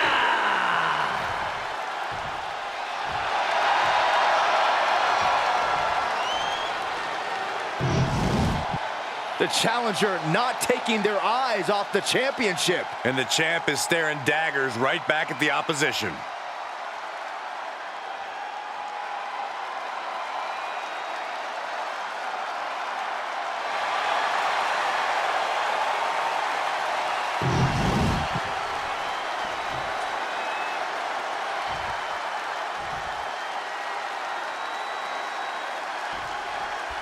John Cena and Umaga battling here for the WWE Championship.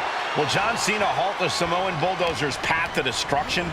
Cena's going to have to go all out to accomplish that. No one has been able to withstand Umaga thus far. This brutal Samoan has made a mockery of his challengers and is perhaps the ultimate super heavyweight threat. Now, Cena could be in for the greatest challenge as champion tonight. But if anyone can overcome the terrifying ruthlessness of Umaga, it has to be John Cena. He gets into the ring.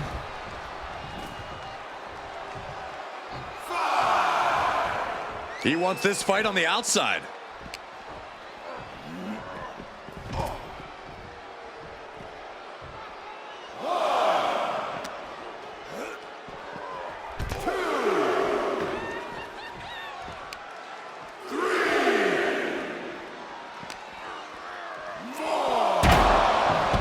see Cena's legs bend awkwardly off the steel steps. Umaga really pinpointed a target with that attack.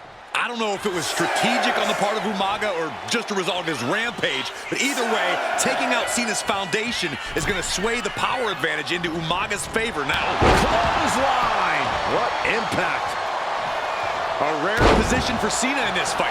We can't often say that John's overpowered in a matchup, but this 360-plus pound Samoan bulldozer is more than a formidable opponent. Listen, sometimes when there's a fight, you're not always going to be the biggest. You're not always going to be the strongest. And even if that is the case for Cena tonight, John Cena has never met a fight he didn't like. Cena will try to gain strength from this capacity crowd in Kansas City, but not even that may be enough to stop a rampaging Umaga. No question John Cena has his work cut out for him taking on Umaga, who's been aptly named the Samoan bulldozer for his relentless offense. Yeah, and while Umaga may not be as refined in the ring as other superstars, his ruthlessness really makes up for the difference. If Umaga can connect with some truly merciless attacks, then Cena and his title reign could quickly be in trouble. Agonizing. Cena tonight attempting to do something no one else has been able to do. Be it HBK, Triple H, Kane, the list goes on and on. No one has been able to beat Umaga. Since debuting in last year's WrestleMania, he's never been pinned, never been submitted. Umaga is a man who's decimated every single thing in his path. It's not hyperbole to call him a dangerous and deadly savage. And with the attacks Umaga has been delivering, you have to think about internal injuries mounting on Cena now. Good Lord! Exerting his dominance. Brutal attack from Umaga. He smells Cena's... Here it comes! Samoan spike! That might have just sealed the deal on us having a new champ. From the top rope. What a Samoan splash! Overwhelming offense. Looking to end this thing. Can they step through? Yes. Boston Crab. The legendary Boston Crab. Cena with nowhere to go. Trying to free himself. Trips the ankle and he's out. And kicks off his opponent. Punch lands. Here we go. Time to work out some aggression. Oh! Big shots being fired right now. Neither competitor letting up. Neither competitor is backing down. Back and forth. Neither one giving up any ground. Nothing pretty here. Just good old-fashioned fisticuffs. Oh! What impressive determination from both competitors. Keeping at each other no matter what. Boom up the button. Drop kick. Great athleticism.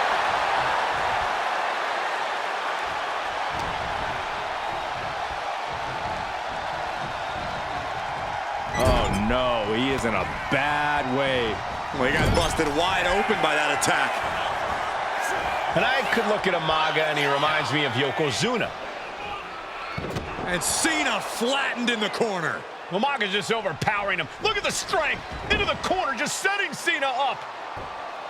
You have to start to ask yourself, is the end of John Cena near? I think so. Look out! What a headbutt.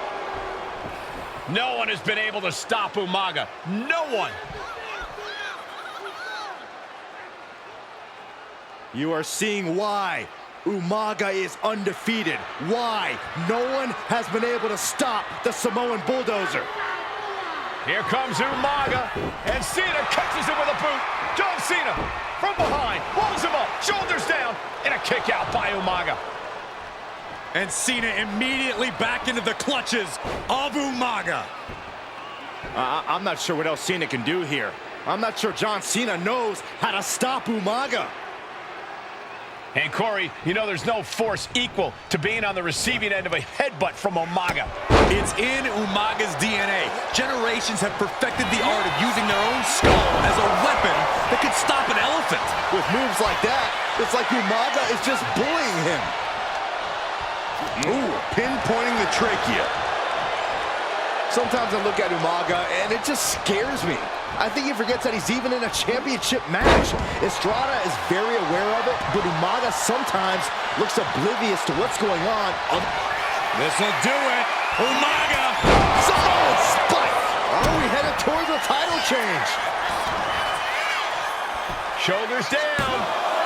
3, no, a 2 count. Based on what we just saw, I think this match is far from over. Who knows what that kick out cost? The champ might be running on fumes. And I think we all know this is only going to make a monster like Umaga even angrier. He's headed up high. Oh, my! Cover. We're going to shut this down. And the champ can't keep the shoulders down. Wow, I thought this was over. Turns that back on Cena. Series of counters here. Who will finally capitalize? Two powerhouses, a championship on the line. We knew this would be a battle. Umaga and Cena aren't giving up any ground here. Cena and Umaga are out of control. Here it comes! Samoan spike! Could that be enough to gain the title? New champion, an undefeated champion. Here is your winner, and the new WWE Champion, Umaga! This proves it. Truly no one can withstand Umaga. The Samoan bulldozer has wrecked his way straight to the WWE Champ.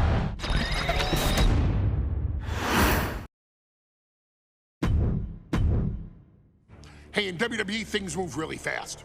If you aren't present in the moment, it can feel like a year goes by in only 2 or 3 minutes. That's why you always have to make time to make sure that you check. Hold on. Did I just hear myself say 3 minutes? Stop. Can you believe I'm actually doing Eric Bischoff's shtick? In the early 2000s, few words sent a shudder through the roster like the words 3 minutes, summoning the fearsome duo of Rosie and Jamal, collectively known as the 3-minute warning.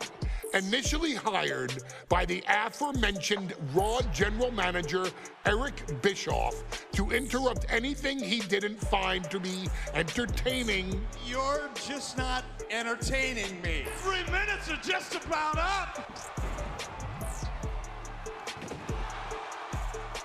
The two instantly made their mark in WWE with their complete and total decimation of anyone that was targeted. Their formula was really simple. 2 bruisers with surprising quickness who took pleasure in throwing opponents all around the ring with reckless abandon. And the trail of bodies left in their wake remains a testament to their devastation. Rosie, older brother of your tribal chief, Roman Reigns, and Jamal, who would in time develop his skills further and take the name of Umaga, were about instant gratification. They treated matches like a race, seeing how much damage they could fit into the shortest time possible. The 3-minute warning with my brother and my cousin, it was just one of the coolest gimmicks of all time to me. It was catchy, you know what I mean? Like, you kind of knew what was happening. And I feel like we all remember when the 3-minute warning hit for the first time. You know, the whole Den TV area just lit up. Every match was a train wreck, as the two would use their size to overwhelm most opponents, coupling that with incredible tag team maneuvers to increase the carnage to its maximum levels. That approach, maximizing damage while minimizing time, was a 3-minute warning signature.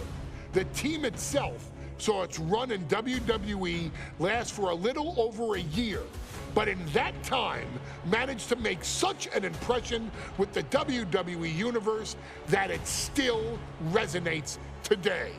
They are proof of the impact anyone can make if they capitalize on their opportunities, as 3-minute warning did every single time. It was a short-lived gimmick, but it was a really cool gimmick, and I just think it shows the versatility of, hey, if you need us to go out there and tell you a Broadway story, I'll cover 2 hours if you like.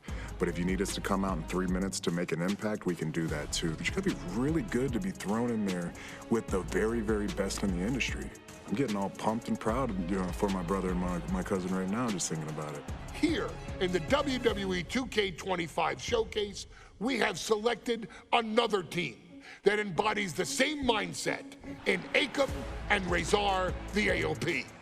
Similar to Jamal and Rosie, these two look to inflict the most pain in the most efficient manner. Like 3-minute warning, AOP happily dispatches when summoned.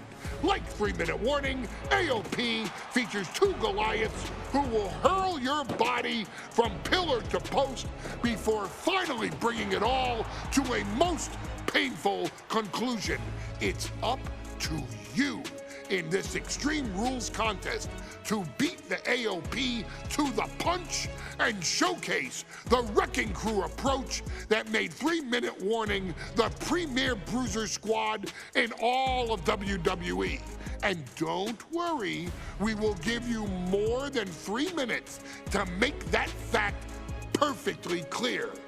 As a matter of fact, take your time and enjoy dishing out the punishment.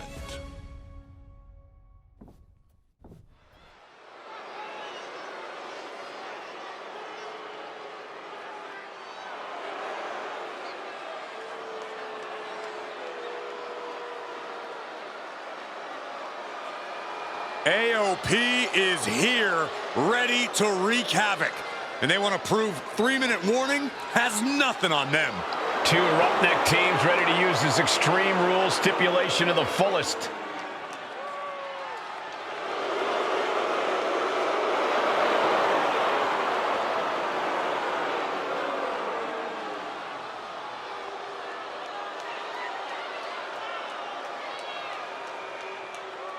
The following contest is a tag team Extreme Rules match, and accompanied by Paul Ellering at a combined weight of 620 pounds. Akam and Razor, the authors of pain. AOP look unintimidated by the task at hand. They are totally prepared for the merciless tandem of 3-minute warning. You know, there's actually a lot in common between these two teams in terms of tactics and physicality.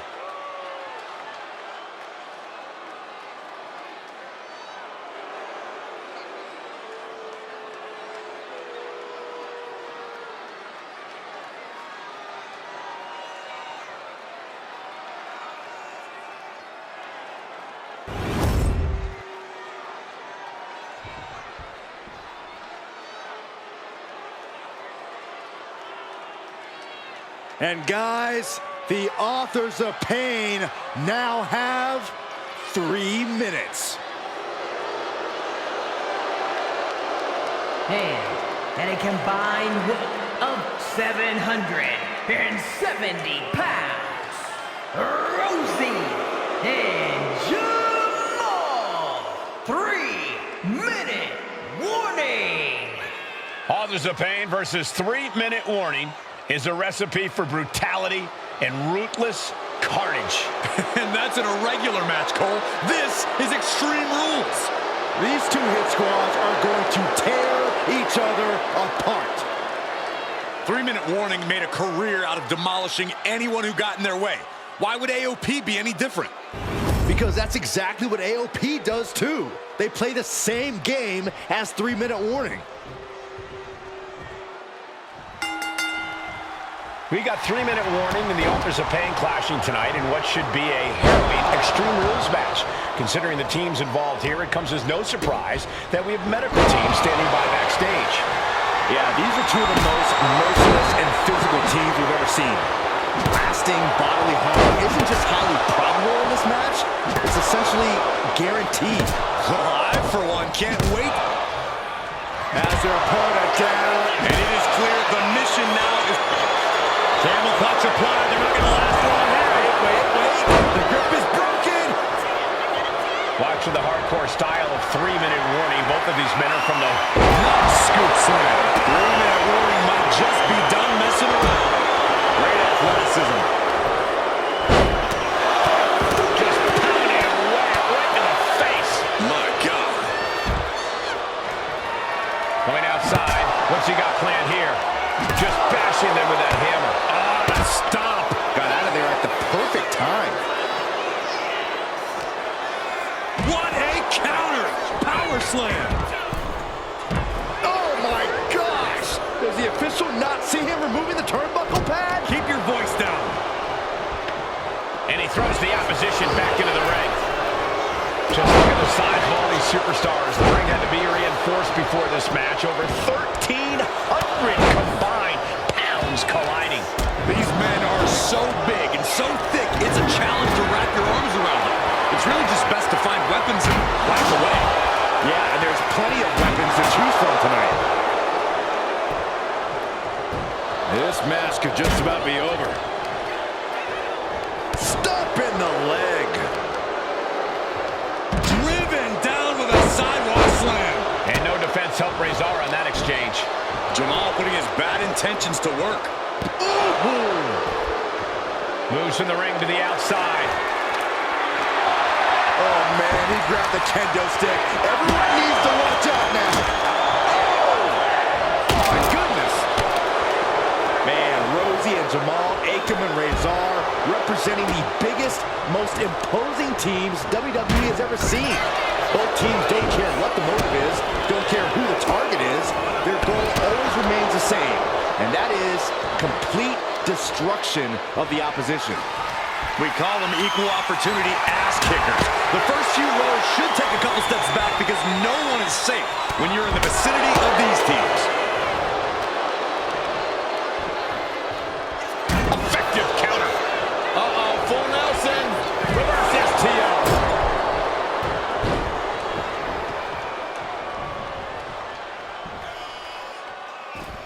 No count out as he takes things out of the ring. Rosie and Jamal tell their victims that they will feel the 3-minute warning. What does that mean, Corey? Well, it means a lot of superstars will get run over going in for the win here. He kicks out before the count starts. Where in the world does one find such strength at this stage to kick out that early in the count? Foot, meet face. Forget it. AOP just fell to their demise. And now he's back into the ring. Great way to disorient your opponent. Stiff headbutt.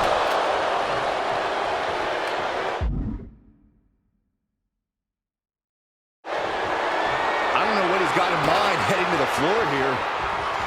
Popped up into the Samoa drop. Incredible.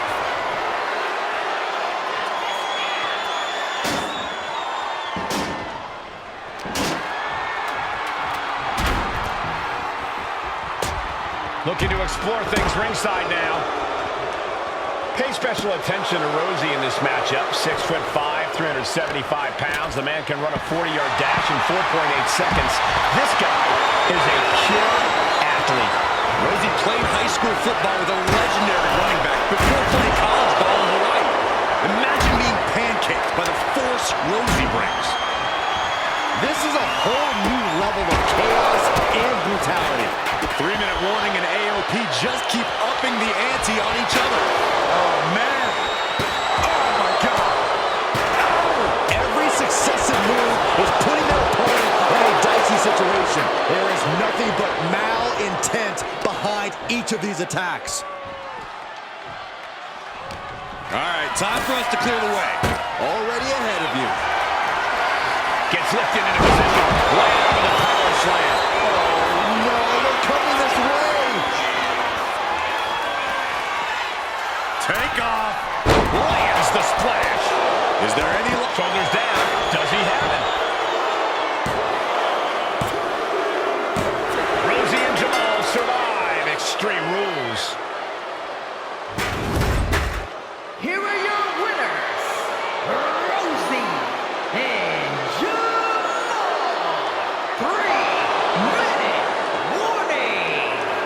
gotta give it up to 3-minute warning. In a contest between two of the most badass squads we've ever seen, they were the tougher competitors. Yeah, but AOP certainly made 3-minute warning earn this win. Just think about all the carnage we witnessed here tonight.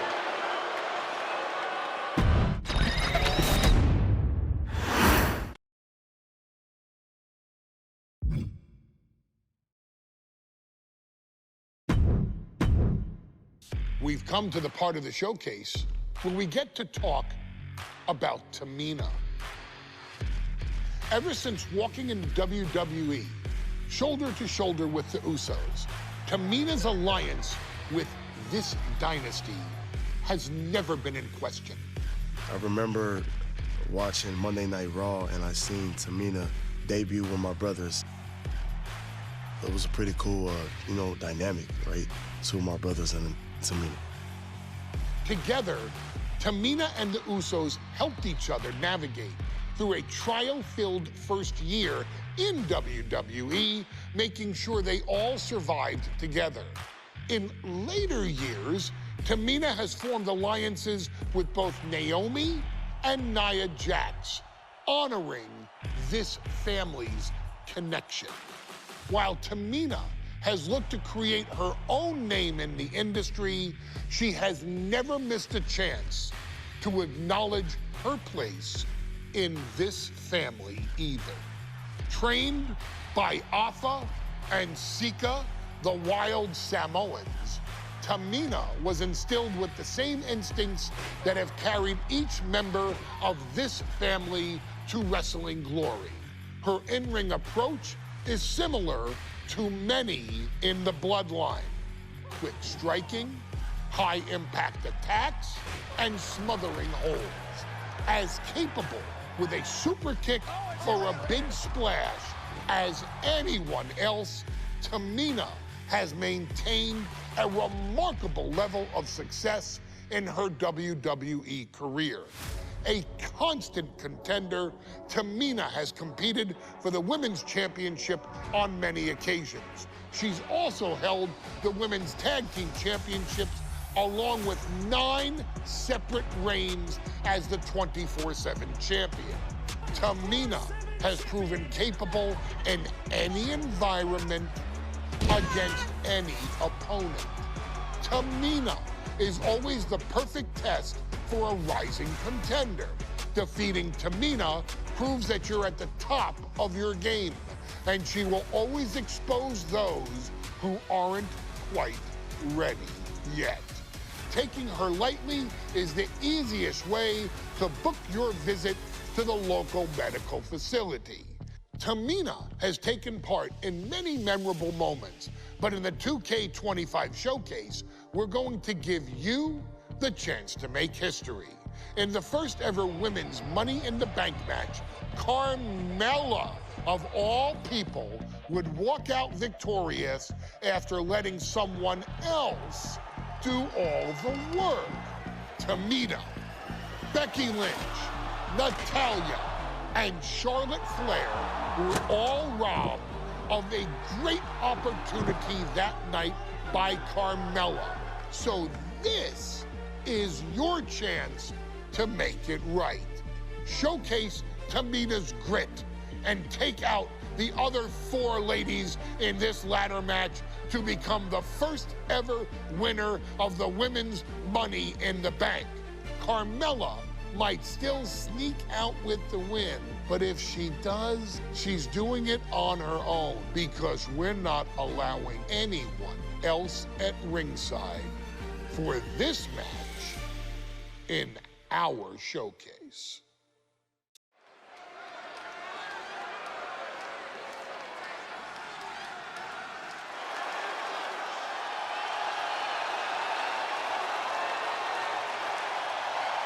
We are making history tonight here in St. Louis, the first ever Women's Money in the Bank ladder match.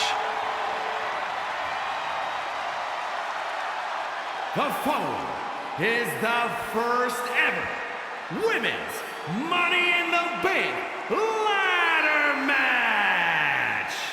Introducing first, from the Queen City, Charlotte Flair.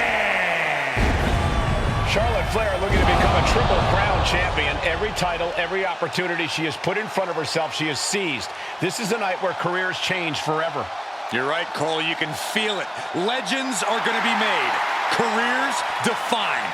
Hearts broken. This is Money in the Bank.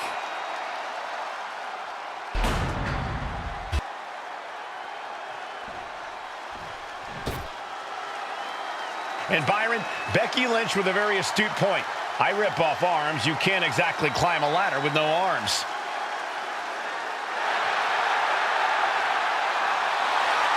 Next, from Dublin, Ireland, Becky Lynch. To add to that, Michael, I talked to Becky earlier and I asked, "Are you nervous about this?" She said, "Yeah, I'm a little nervous, but I'm more excited than anything because I get to be part of history." Becky Lynch, the first woman drafted to SmackDown. First SmackDown Women's Champion. Can she become the first Miss Money in the Bank? Well, you could feel the excitement the moment they brought out the ladders before this show started. There is a big fight feel right here in St. Louis.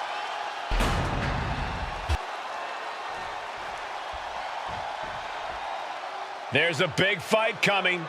Tamina, perhaps the most dominant superstar in this match. And I guarantee she is not fazed by taking on 4 different opponents in a ladder match. From the Pacific Islands, Tamina. This is a milestone moment that is being watched all over the world. And Tamina is hoping to live up to her family's legacy. She wants that briefcase. She wants that title. It's in her blood.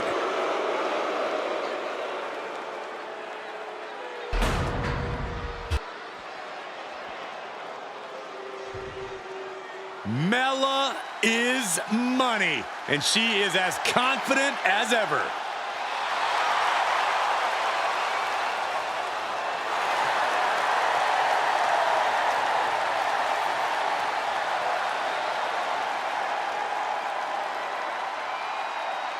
Making her way to the ring from Staten Island, Carmella. Byron, Carmella's made a couple of good points recently, saying, "I was the last woman drafted in the WWE draft last summer." How big of a chip is on her shoulder? Oh, she's got a huge chip on her shoulder. And also, don't forget, Carmella has had some major victories lately, so she has all the fuel you could need heading into a match of this type.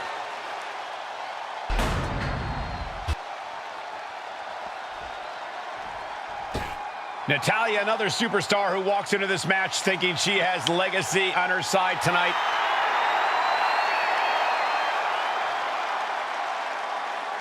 And from Calgary, Alberta, Canada, Natalya. Every last woman in this match has chased this opportunity so fiercely. They have chased the championship, perhaps none more so than Natalya.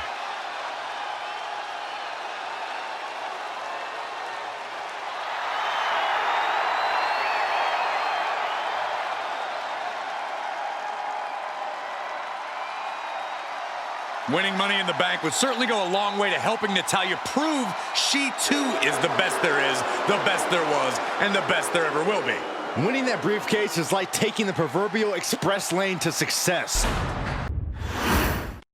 Charlotte, Becky Lynch, Tamina, Carmella, Natalya, all with a chance to make history.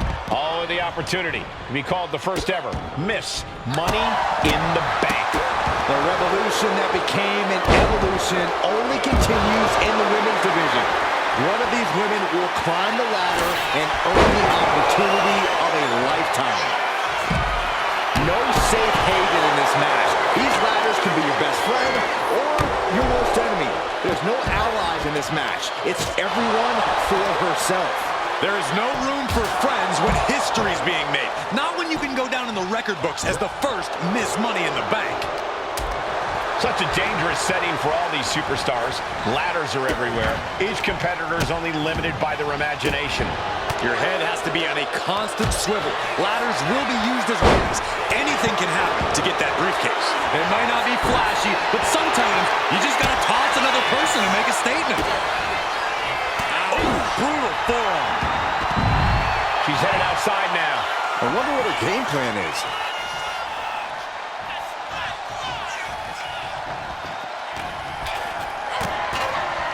Big right hand.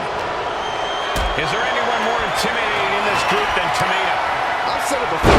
It could be a coming out party for Tamina. This is her time to live up to her family's legacy. If Tamina wins the contract, it guarantees her first title opportunity in over 2 years.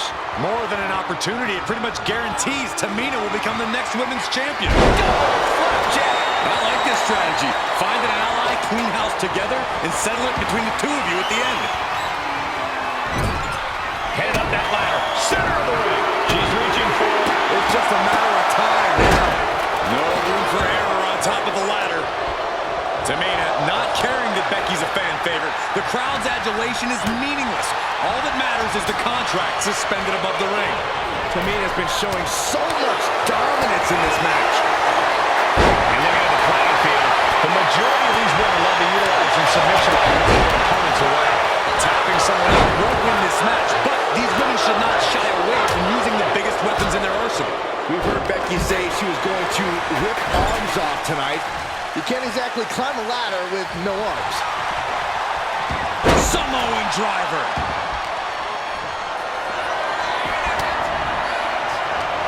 Right to the knee. Becky experiencing firsthand just what kind of a challenge this one's going to be. Yeah, Charlotte was really showing off her unmatched skill. Crashing down like that, having the wind knocked out of you, never a good time for that to happen. Counters on top of counters, and these opponents are at an impasse. The contract that can change lives hanging above the ring. Probably the most profitable opportunity. Nice reversal by Charlotte Flair. Charlotte driving Tamina, and both tumble to the floor. Both women crashing down hard. The Queen, Charlotte Flair, the first to her feet, surveying the situation. Oh my Tamina into the steps. Well, you are seeing a heightened level of aggression, heightened level of intensity from all these competitors because of the stakes involved. Guys, where's Charlotte going? And Flair looking to up the ante now from the top. Oh my goodness, taking out everybody. The Queen rising to the occasion. What you just saw is why we say Charlotte is genetically superior. Yeah, undeniable athleticism from the Queen. Can it pave her way to the top of the ladder? Tamina. Oh, Tamina gets cut off. She turns it around with the reversal. Tamina's absolutely wrecking shop on Natalya, making sure the veteran won't have the strength to climb a ladder at all. A back suplex. Oh, goodness, blasted right into the corner.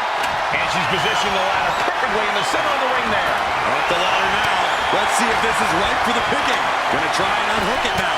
Victory is literally within reach. Seems to be struggling a bit up there. Yeah, sweaty palms making this difficult. Boom. Needs to move quick here. This might be her chance. This is a risky play, but could be the only opportunity on the match. Head up that ladder. Center of the ring.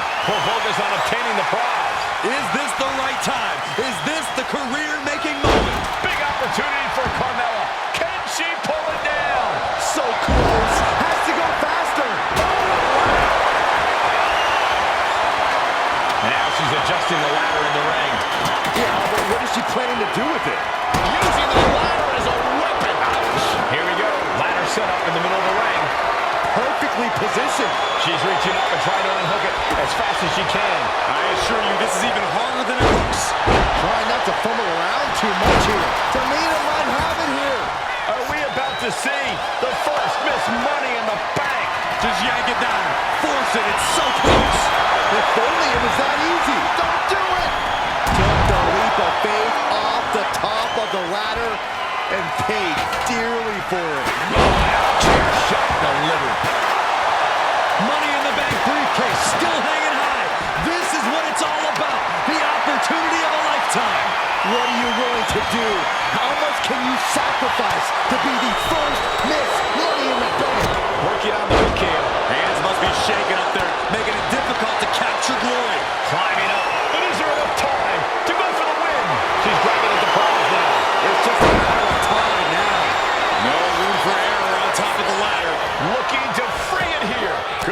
mere seconds away from unhooking. That's it. Tamina has the briefcase. Tamina is Miss Money in the Bank. The winner of the Money in the Bank contract and the first ever Miss Money in the Bank.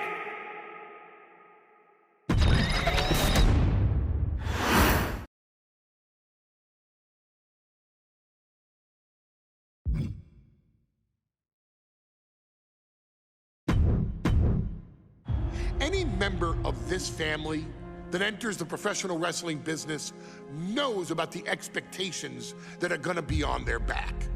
They know about the prestige that their very name carries. They know that those who came before them have accomplished so much.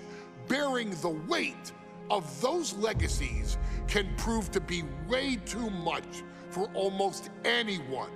But that was never the case for Jimmy and Jey Uso. Jimmy and Jey Uso looked to be stars from the very start, constantly evolving their look, style, and offense as they progressed in their careers. Face paint and war dances would fade away, and the two would embrace the day one-ish mentality, looking to punish opponents and send them to the Uso penitentiary. The Usos are 8-time WWE Tag Team Champions. The Usos have main evented WrestleMania after initially fighting for a mere spot on the card. The Usos were the premier team of the 2010s. The Usos are the greatest team of all time. Jimmy and Jey are poetry in motion, each knowing what the other is looking to do next, each using every bit of savvy they gained growing up in professional wrestling to keep their edge. And sure, in recent years, it's been difficult between the two. Jimmy did cost Jey his match at SummerSlam against your tribal chief, Roman Reigns. After months of the anger building between the two, Jimmy and Jey ended up as the first two entrants in the 2024 Royal Rumble match, bringing things to a head. But even that moment wasn't enough to settle the issue, and so they would fight again at WrestleMania 40. Jey Uso truly became main event and found his inner yeet, even adding another tag team championship with Cody Rhodes as his partner. As your wise man eventually would suffer as well, Jimmy found himself betrayed by Solo Sikoa and unceremoniously dumped out of Solo's version of the Bloodline. When Jimmy and Jey are a tag team, they are pure art. They are the reason for the resurgence of tag team wrestling's popularity over the last 15 years. And perhaps, oh, perhaps, their grandest moment came during the 2017 Hell in a Cell, when they would lock horns with perhaps their greatest opposition ever, The New Day. From July to October of that year, the SmackDown Tag Team titles would change hands 4 times between the two teams, both looking for ultimate bragging rights. The Usos' connection as twins always gave them an upper hand with most teams. But the New Day had their own trick, utilizing the Freebird rule to allow any 2 of the 3 members to compete in any match. Jimmy and Jey could never know for sure who the opponents would be, with a different game plan needed for each iteration. With nothing clearly settled after 4 months, the New Day would offer to defend inside Hell in a Cell and the Usos gladly accepted. We've seen the Usos showcase tag team wrestling at its most beautiful. Now we want you to showcase the brutality that exists within Hell in a Cell. Big E and Xavier Woods are going to use everything at their disposal to take you down. But you've been down since day one. Now it's time to force the New Day to realize there's nothing wrong with them being in second place. And there's nothing that's stopping you inside Hell in a Cell.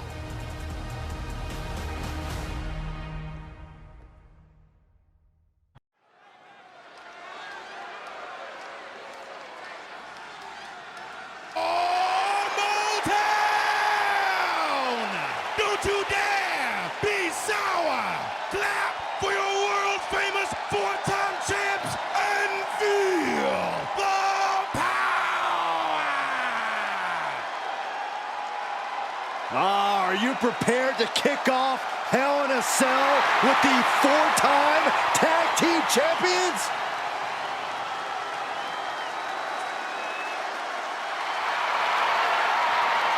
The following contest is a tag team Hell in a Cell match and is for the SmackDown Tag Team Championship and accompanied by Kofi Kingston at a combined weight of 490 pounds.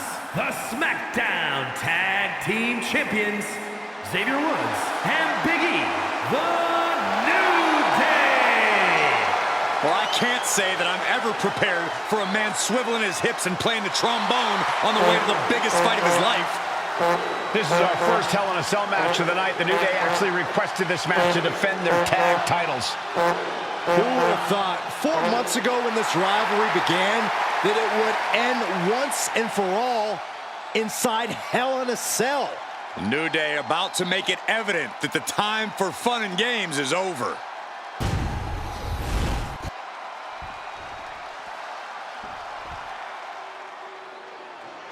This is the first time that tag titles will ever be defended inside Hell in a Cell. And at a combined weight of 493 pounds, Jimmy and Jay, the Usos. Tonight in Detroit, the Usos welcoming New Day into the penitentiary. This is going to be like a Chow Hall beatdown. In every sport, you hear about super teams. Well, tonight, we're seeing two super teams of the modern era. This is going to be special.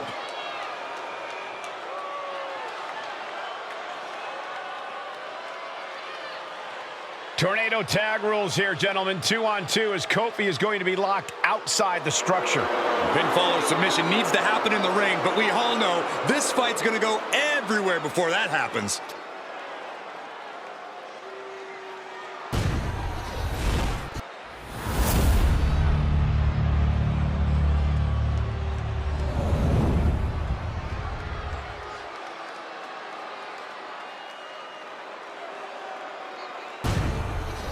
So that's what it's all about, the tag team titles.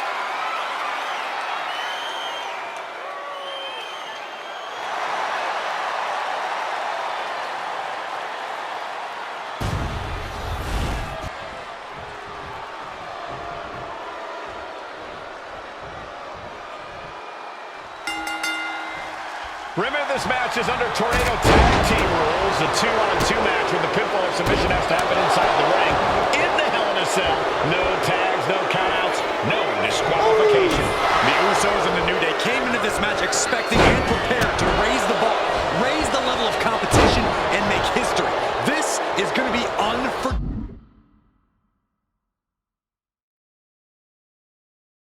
Into the pin, title on the line.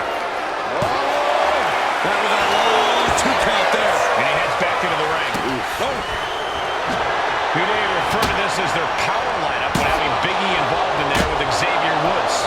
Big E, the obvious powerhouse of the group, Woods has that blend of speed and power, making him the most well-rounded superstar for New Day.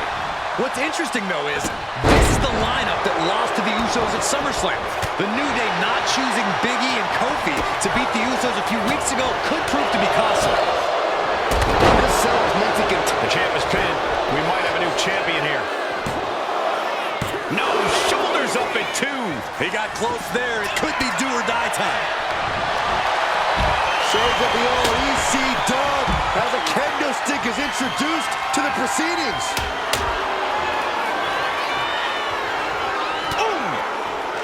The Usos following the footsteps of many great family tag teams, the Steiner brothers, the Head Shrinkers, who of course Jay and Jimmy's own father was a member of.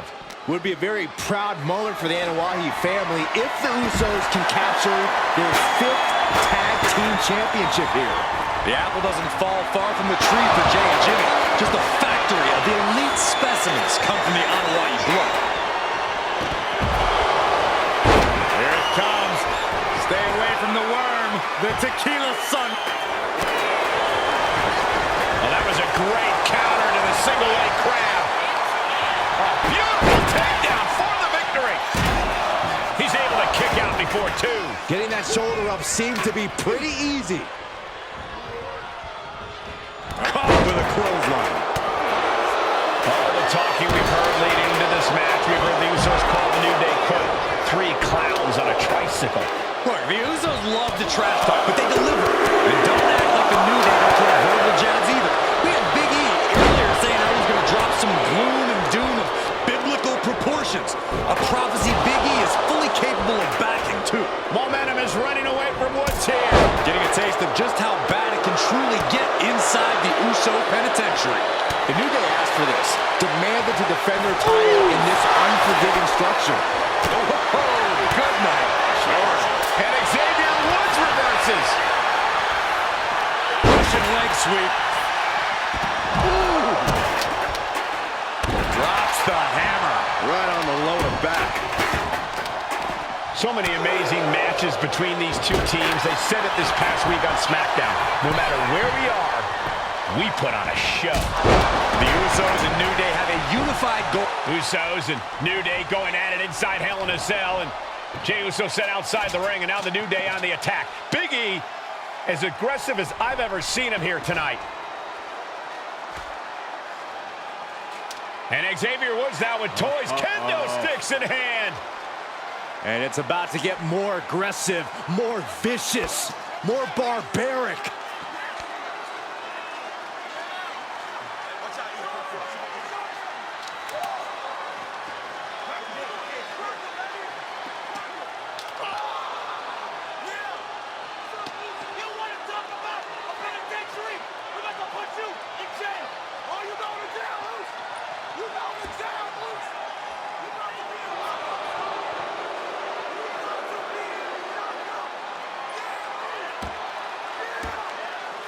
I've never seen this vicious of a side from the New Day.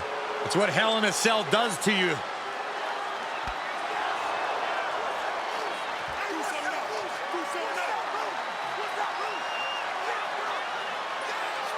Oh, now with the kendo sticks, Xavier Woods unloading.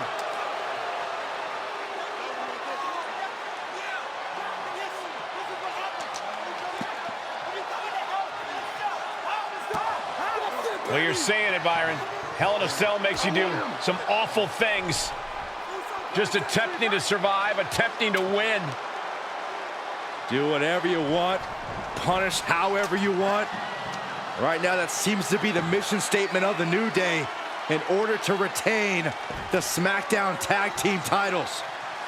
And that's what it's about, proving you're the best in one of the most insane environments in WWE today. The New Day have just changed the whole complexion of this match. I don't know if I've seen New Day go to these lengths before. Well, no time to be a jovial bunch when you're in a cell, Michael. Tonight, it's not about entertaining. It's about putting your sworn enemy to rest for good. Talking to Xavier, he told me that one thing the Usos have taught us is that we have to embrace a more lawless culture here in WWE. A more lawless culture in this rivalry. And that could be the reason the New Day chose to have this match in the Hell in a Cell. It's been such a chaotic rivalry. Therefore, only this kind of lawless match could finally put an end to it for good. Get this back into the ring now. Chop down with the axe handle. Oh, watch out. There's a seat for your face. Oh, man. Oh, just one right after the other. Can't be stopped. The champ struggling to fight back. And his body has to be in extreme amounts of pain right now. The Usos and the New Day have been trading title reigns for the majority of the year now. This, the contractual rematch for the Usos. If they lose, the Usos won't get another opportunity for the titles as long as the New Day are champs. And just being around the Usos, it's not only about winning the tag team titles, it's about stripping the New Day of everything that made them popular with the WWE Universe. It's about making sure the New Day never competes again. It's never been just about the title sacks. Uso splash! Innovative offense from the Usos could end it all right here. What impact! Right in the kisser. The champ holding on by a thread. I think we can consider this the beginning of the end, gentlemen. What a punch. And another cut! And able to beat Woods to the punch.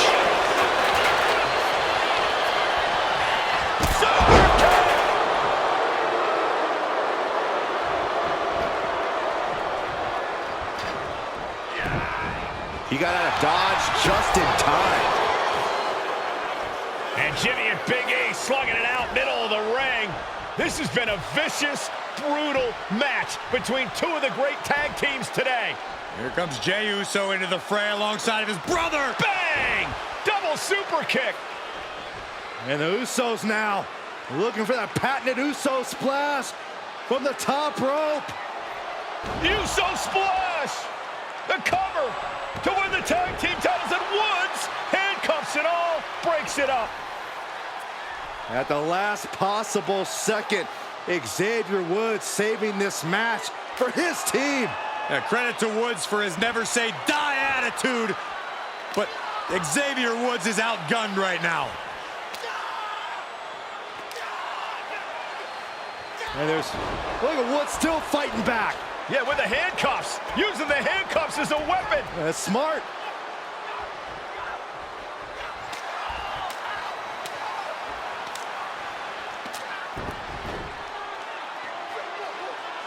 And Woods now down. And trying to still fight back. What heart from Xavier Woods.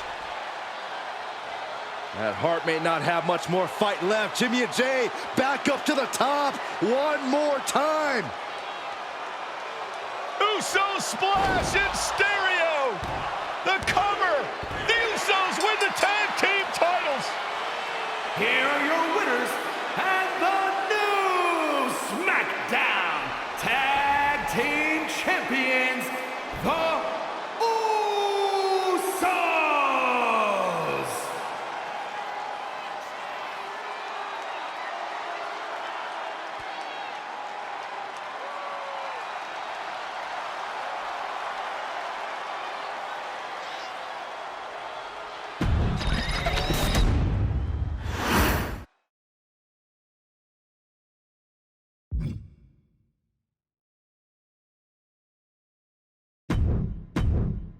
Next on our showcase is someone who wasn't born into this family, but has put in the time and more than earned her spot. She's always happy to leave haters in the rear view, and when she enters the room, you will undoubtedly feel the glow.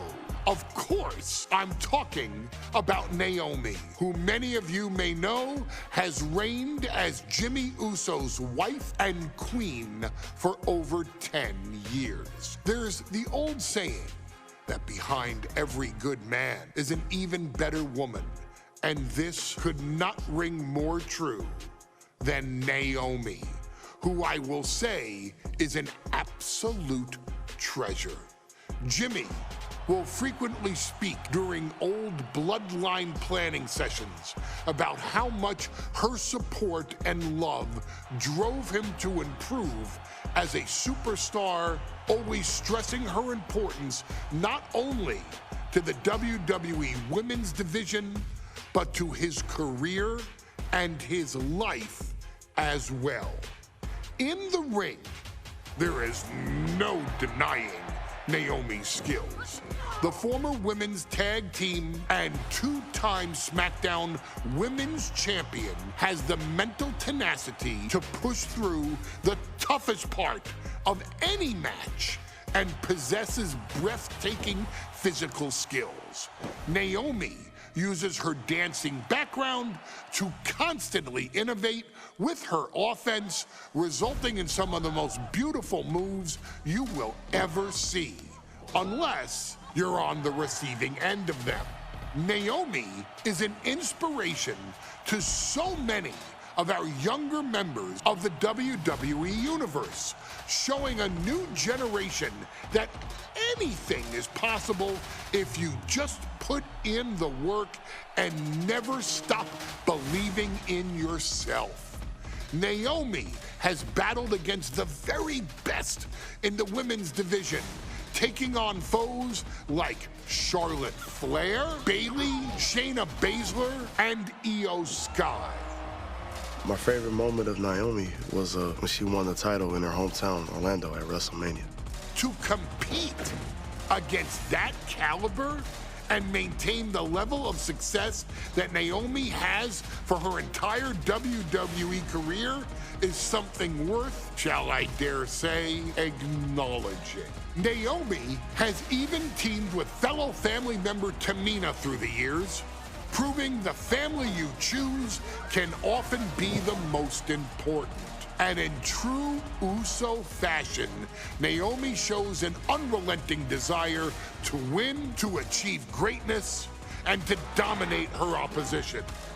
Many mistake her smile as a sign of kindness, but they quickly realize their mistake as Naomi unleashes a flurry of kicks, flies at them with moonsaults from all angles, and then ties them up in knots. Naomi is having fun, but Naomi is never playing. And now, we take you back to the 2020 edition of Super Showdown, which saw Naomi challenge Bayley for the SmackDown Women's Championship. Unfortunately, a ridiculously lax referee decided it was just fine for Bayley to basically do whatever the hell she wanted. Bayley's, oh my gosh, she's trapping Naomi's legs in her shirt. And Naomi wound up suffering an embarrassing loss after Bayley used wardrobe to her advantage. Well, Bayley, we can pretty much guarantee that trick won't work again. This is your chance to help guide Naomi to a third SmackDown Women's Championship, and to do it by defeating one of the greatest competitors WWE has ever seen.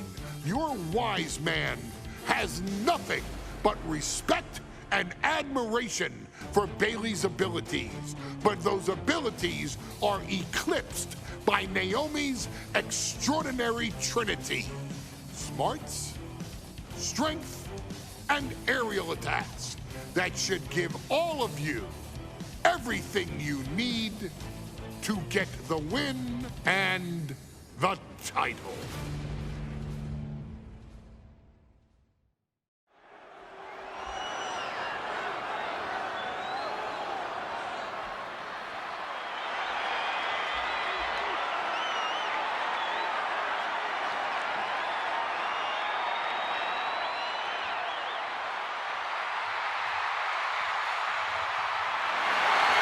Gentlemen, it's glow time! I got an idea, Saxton. Why don't you glow home? No, I cannot, Corey. When asked earlier this week about this matchup, Naomi said it is an honor to be here, an honor to make history, because for the first time ever, a women's championship will be defended in Saudi Arabia. Naomi certainly has momentum on her side, and as we've seen in recent weeks, it appears as though Bayley has at least a healthy respect for Naomi. Well, so much of Naomi's career has been predicated on making history. You think back to Naomi being the winner of the inaugural WrestleMania Women's Battle Royal, being the first African-American SmackDown Women's Champion, and tonight, once again, an opportunity to make history in her career.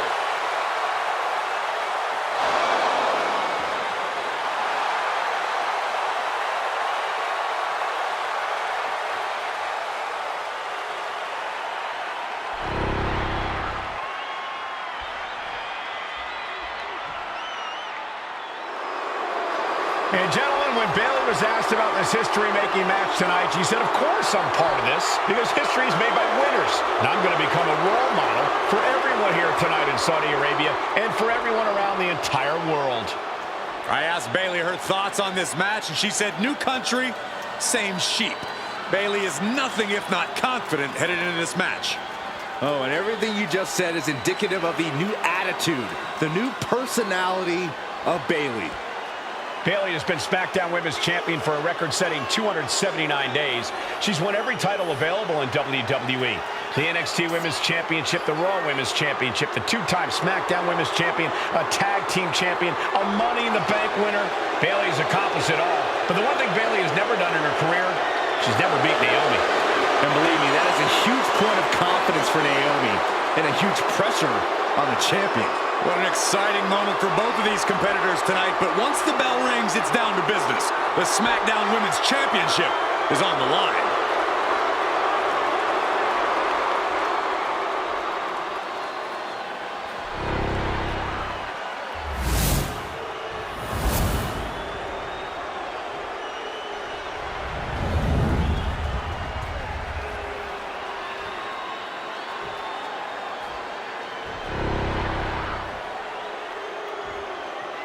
The following contest, scheduled for one fall, is for the SmackDown Women's Championship. Introducing the challenger from Orlando, Florida, Naomi.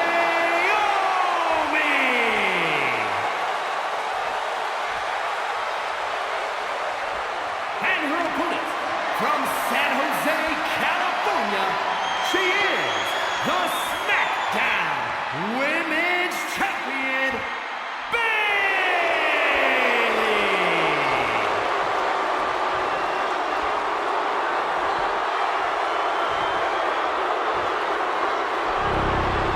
For the first time ever, we have a Women's Championship match here in the Middle East, in Saudi Arabia.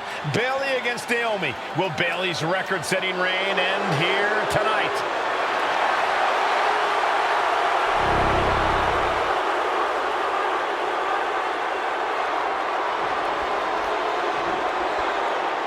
Guys, a very important component of this match. Bayley has won every title available in WWE. Bayley has accomplished it all. But the one thing Bayley has never done in her career, she's never beaten Naomi. And believe me, that is a huge point of confidence for Naomi and a huge pressure on Bayley. Yeah, but Bayley thrives under pressure. Her resume speaks for itself. And Naomi has been quick to take to social media lately, reminding everybody that Bayley has never beaten her one-on-one. Yeah, not so subtle reminder to Bayley, who has been very insulting, very humiliating to a lot of people in WWE. And that attitude is why Naomi wants to dethrone Bayley, take the SmackDown Women's Championship away from her, and maybe humble Bayley a little bit. Just stretching out the arm. Momentum is really on Naomi's side. And Naomi continues to somehow have Bayley's number here. Into a powerbomb. That was a powerbomb with one message in mind: absolute destruction. A factor to consider in this match is that Naomi took some time off to rejuvenate herself, to get her mind right, to refocus on her desire. Perched up top. Good Lord, taking flight. From up top, right onto the target outside. That is kicking things into a whole new gear. Ooh, what a damaging blow. As the fight continues ringside, we may need to relocate soon. I'm already ahead of you. Grabbing my notes. Drop kick. Beautiful. Bayley struggling to defend herself. Naomi picking up the pace against Bayley and keeping her all out of sorts. Drop kick. Oh, great height. Naomi isn't feeling intimidated by the moment. And Naomi keeping Bayley on her toes, pushing the pace on the champion. Naomi moving fast, showing that superior athleticism. Bayley might not be able to keep up here. And now she delivers her back into the ring.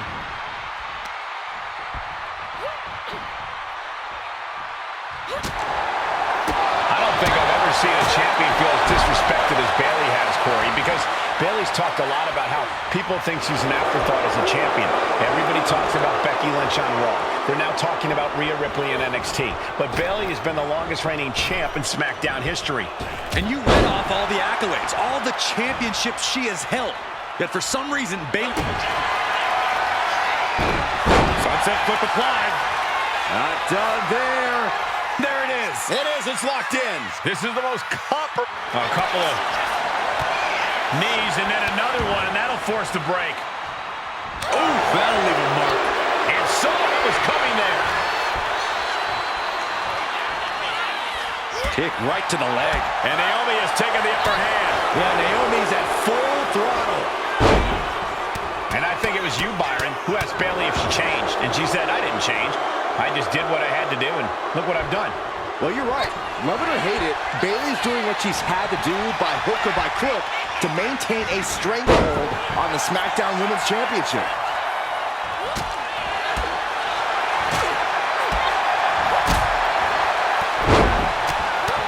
Fred's press takes him down.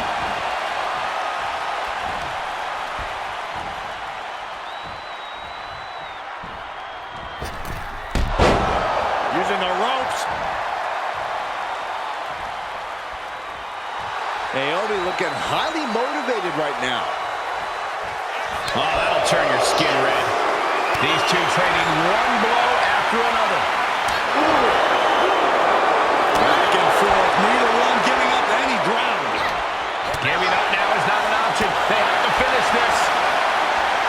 Toe-to-toe, treating each other like heavy bags. Who will break first? That is the question. Enzuigiri finds its mark.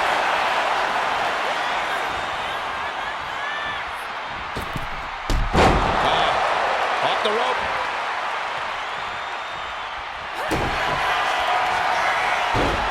Naomi, feel the glow. Submission, locked in. Is it over? And she lets go of the hold. Maybe she didn't like the leverage or grip she had on that submission, Cole.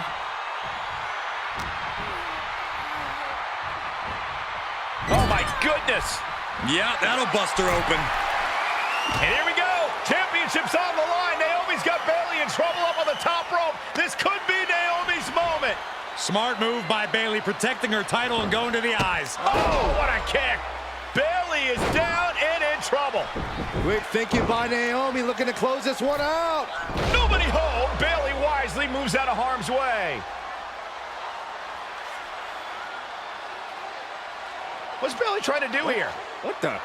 I think Bayley's trying to trap Naomi's legs in Naomi's own shirt. A great counter by Naomi. Naomi ducks underneath, and we got a standoff. Great match so far. Well, Bayley thought she had Naomi, but the challenger was ready. Well, the champion has to find a new strategy in a hurry. This one's about to be over. Bayley to belly. Immediate cover after the impact. She breaks the ref's count. She is still in this fight. Kick to the gut. Uh-oh. Look out. Foremost plant. That's got to be it. Consider the championship retained. Whoa! How the hell do you kick out of that? I have no words. Not even a 2 count? I can't imagine what Bayley is feeling right now after that kick out. I take her head clean off her shoulders. Look at this. Bayley going up top. From the top. And no challenger clearing a path to the title. No, we did it! We have a new champion! Here is your winner, and the new SmackDown Women's Champion, Naomi!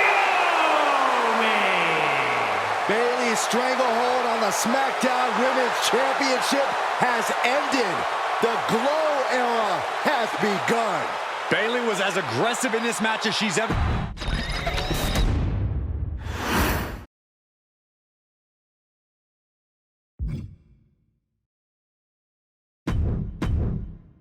Ladies and gentlemen, if it weren't for the next two superstars in our showcase, none of this would be possible. Because without Afa and Sika, without the Wild Samoans, there truly is no dynasty. While it was their father who made the blood oath with High Chief Peter Maivia, it was Afa and Sika who built the family up, training generations of relatives, all with the single goal of becoming the best professional wrestler on the face of the planet. And while the two would together be WWE Hall of Famers, based solely on their work as trainers and cultivators of the next generation, their in-ring successes only add to their immortality. Afa and Sika formed WWE's most dominant tag team of the early 1980s, fighting their way to the WWE Tag Team Championship on 3 separate occasions. Opponents were often defeated before the bell even rang to start the match, falling victim to the aura and the intimidation factor of having to step into the ring with the Wild Samoans. Accompanied by Captain Lou Albano, the trio formed a masterful group that was able to take all opponents off their game, be it through Albano's devious schemes or the overpowering nature of the Wild Samoans. WWE had never dealt with a team so primal, turning each match into a battle of survival. Most feared, the deadly Samoan drop, a move that has been imitated by many, but duplicated only by a chosen few. There they are, the Wild Samoans. These are immigrants coming from the island, trying to figure it out, trying to find a way. I couldn't imagine being these men. I couldn't imagine taking on these responsibilities of setting the tone in a whole new country. And then trying to break into entertainment on top of that. But they made it work. And that's what we are. We're workers. We make it work. These tribal elders set the standard for all of their descendants to not only follow, but they also taught their descendants how to surpass it. So beloved were the two that perhaps no moment holds more significance to your tribal chief, Roman Reigns, than when he was presented the Ula Fala by his father Sika and Uncle Afa after the 2020 Hell in a Cell event. You see, it was their acknowledgement that gave Roman Reigns the unshakable confidence to continue his journey to becoming the greatest of all time. The utmost respect, love, and gratitude for those men. Because if my father and uncle don't do what they do, we're not here. We now humbly present to you the honor of walking in the famed footsteps of the Wild Samoans, finding a tag team in WWE's long and storied history that we felt would test the Wild Samoans was not an easy task. But then, a thought came to your wise man. Why not give the audience exactly what they want? Why not put the Wild Samoans against one of the greatest tag teams of all time? Why not present Alpha, Sika, the Wild Samoans versus Bubba Ray and Devon, the Dudley Boys? And if we're going to go that far, let's do it in a tables match. Showcase that savage brutality that made both teams the eternal legends we know them to be. No pinfalls, no submissions, no rules. Just be the team that avoids being put through the table, and you will emerge victorious. And with these four men, you better believe that things are going to get extreme.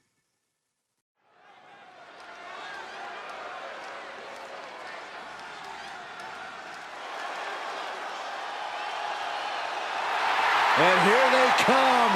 Bubba Ray and Devon are ready for a fight. That's just what they'll get from Alpha and Sika, and then some.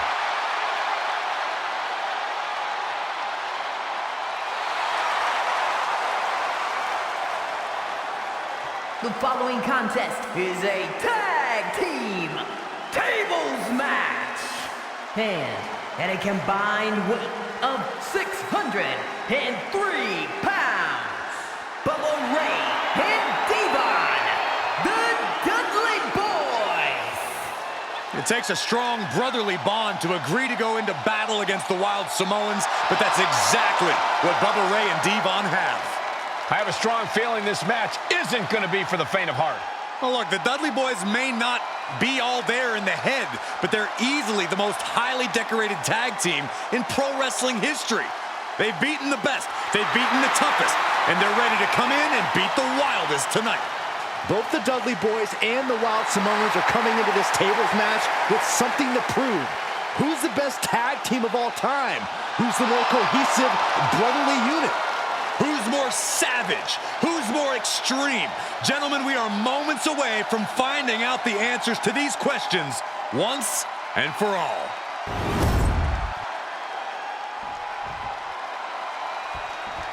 Guys, this is going to be a great one. You can feel the electricity already. I feel the excitement and some fear, too. Accompanied by Captain Lou Albano at a combined weight of 645 pounds.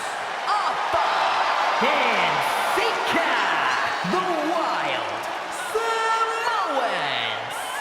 And this tables match might be a dream match for many, but for both the Wild Samoans and the Dudley Boys, this is about to be one team's greatest nightmare. Alpha and Sika clearly not looking to back down here.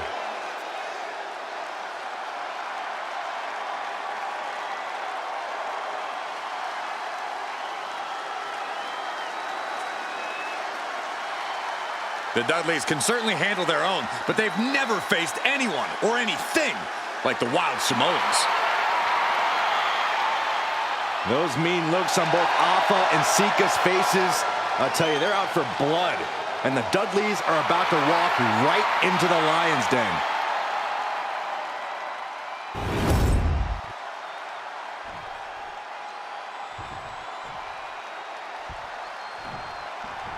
Two-on-two tables match here with the masters of the match, the Dudley Boys, taking on the Wild Samoans. There's always those thoughts in the back of your mind. My brother can beat up your brother. My brother can put your brother through a table faster. Finally, we get to see those thoughts become a reality. Saxton, I never want to hear about the inner workings of your mind ever again. I second that, but the Dudley Boys and the Wild Samoans are two teams who also clearly have a few screws loose. This should be intense. Here we can harp on how this match was something almost tailor-built by the Dudley Boys. With a famous series of TLC matches they've had, the Dudleys have become synonymous with the T in TLC. And that didn't stand for tender, Cole. It means tables, and it means lots of them. Yeah, and if Bubba Ray and Devon can get the Wild Samoans to the table tonight, it will really add to the Dudley Boys' legacy even further. Now, these are obviously two juggernaut tag teams clashing, but this is also a match that clearly favors one team over the other. Be honest, Corey, do you think the Wild Samoans really have a chance in this one? This is the Dudleys' wheelhouse, Cole. No team knows more about excelling in a tables match than Devon and Bubba Ray. The Wild Samoans have a lot of unbridled aggression working in their favor, but ultimately, they're up against the Masters. A very ferocious demeanor emanates from the Wild Samoans, like they're part of a pack of untamed beasts. I really wonder what it would take for the Dudley Boys to have control of them. Maybe they'll take a sledgehammer? Popped up into the Samoan drop. Incredible. Alpha and Sika might have just shown us the prelude to the Dudleys' demise. God. Guys, they're getting a little too close for comfort. Stop right behind Cole, Saxton. Oh, God. At this stage, he's endured plenty of big attacks. Every aspect of this match is only going to get harder at this point. If you have a chance to close it out, now is the time. Oh, here it is. Locked in the accolade. Twisting. Slides out the back door, and he is free. And he now slides back into the ring. Bad spot for Bubba. I still can't get over the look I always see on the Wild Samoans. It's like they have a one-track mind towards savage brutality. They for sure answer yes to every question that makes up a scary tag team. Yes, they're rough. Yes, they're tough. Crashing to the floor. Face meet floor. I think I see a few teeth on the floor.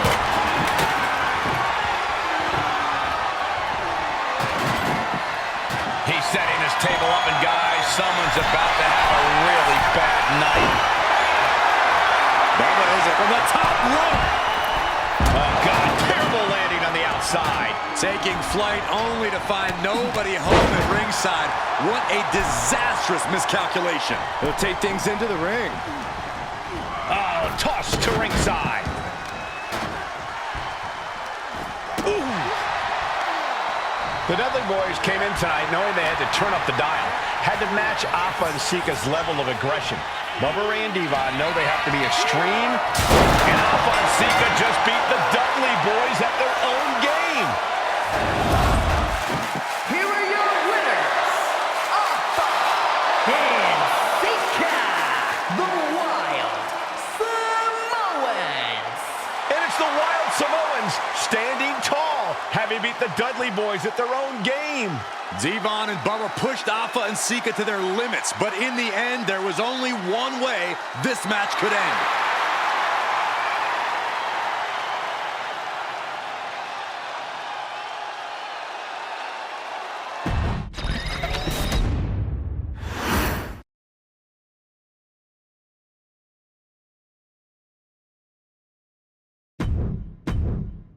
From the very moment he arrived as the enforcer of the Bloodline, Solo Sikoa has taken every brutal, savage element of his predecessors and refined them into a near-perfect smashing machine.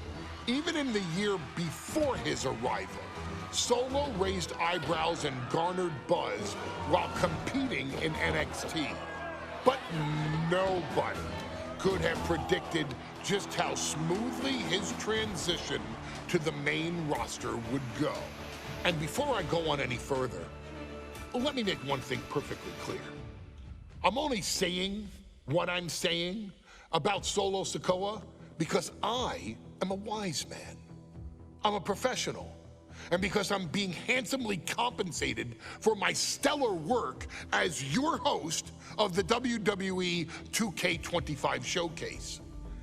I haven't forgotten what Solo Sikoa and his rogue bloodline did to me. but I also know better than to let personal feelings hinder your professional endeavors. So with that being said, since his arrival at Clash at the Castle in 2022, Solo Sikoa has consistently been involved in WWE's biggest moments and biggest matches. He's been victorious in War Games. He's repeatedly enforced the Bloodline's will to maintain Roman Reigns' status as undisputed WWE Universal Heavyweight Champion. I brought Solo in as an insurance policy. Solo was here to protect me. Solo was here to maintain the promised land. He's violent. He's strong, he's fast, he's all those things. And he betrayed me. Any man who would betray me must be a very dangerous man. Solo defeated John Cena. Solo elected to betray your tribal chief, Roman Reigns, in an attempt to bestow upon himself the title of tribal chief. When I refused to acknowledge Solo as my tribal chief, you are not my tribal. He, Tamatonga, Tongaloa, and Jacob Fatu put me through a table in Madison Square Garden. And that led to opportunities to compete for the undisputed WWE Heavyweight Championship. It's led to more visibility with Solo's Rogue Bloodline ruling over SmackDown. Every choice Solo made only furthered his standing in WWE. He has the bloodlust of the wild Samoans, the brutality of his cousin Yokozuna, and the single-minded focus of Roman Reigns, all rolled into one. There is no question. The future is his for the taking, and that he will be champion many times over, and that he may set records of his own before it's all said and done. Few men have so quickly served notice to all of WWE in the manner that Solo Sikoa has done. Whether you want to acknowledge him or not is irrelevant. One way or another, Solo Sikoa forces you to do just that, or you will suffer severe consequences. One by one, each and every single superstar on the WWE roster is going to find that out. Solo will make sure of it. I, of course, will simply await any and every opportunity for your tribal chief, Roman Reigns, to teach Solo some manners. Until that happens, though, we are taking you back to the one-year anniversary special for NXT 2.0, which saw then North American champion Carmelo Hayes, and indeed, he is him, issue an open challenge. Unfortunately for the future superstar, it was to be answered by Solo Sikoa, and things went as well for Hayes as you can probably guess.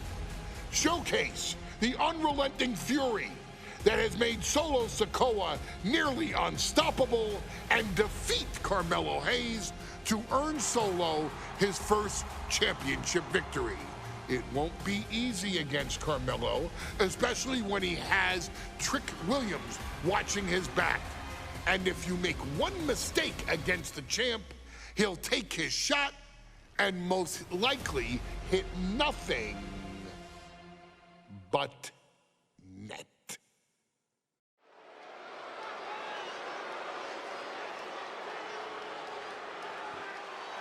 Here comes the A-Champ. The following contest scheduled for one fall is for the NXT North American Championship. Accompanied by Trick Williams, he is the NXT North American Champion, Carmelo Hayes.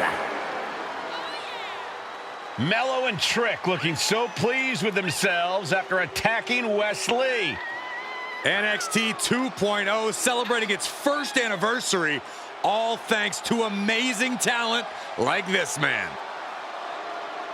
Hayes has a look right now. He probably thinks he's getting the night off and another day on his North American title reign. Well, after what Mello and Trick just did to Wesley, who's going to have the guts to step up and take Lee's place?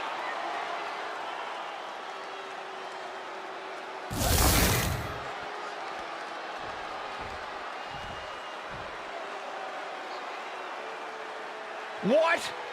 This place is shaking! We never thought we'd see Sikoa again.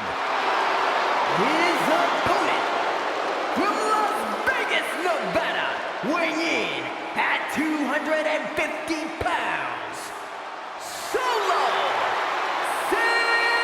Sikoa! And Solo is dressed to fight, too. I really didn't think we'd see him again. We saw him at Clash at the Castle 10 days ago where he cost Drew McIntyre the WWE Universal Championship. Well, as far as I'm personally concerned, Sikoa isn't welcome around here. Mello needs the night off. Well, Mello talks about wearing the biggest crown in the WWE, but it's Sikoa who sits at the biggest table in WWE. Well, he wasn't exactly invited to sit at this table now, was he? We said to expect the unexpected. Is this title match going to happen?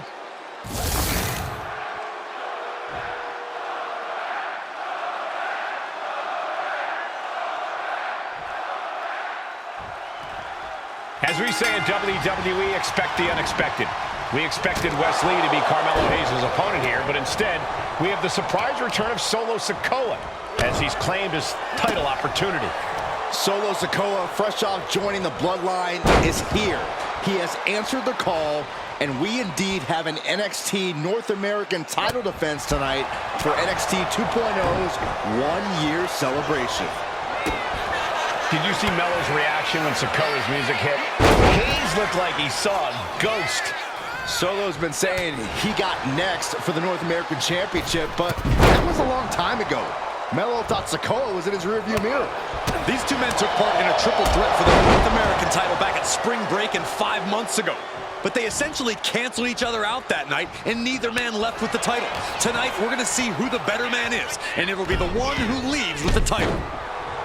Got to be a tough situation for Carmelo Hayes here. He's up against an opponent he could never have planned for.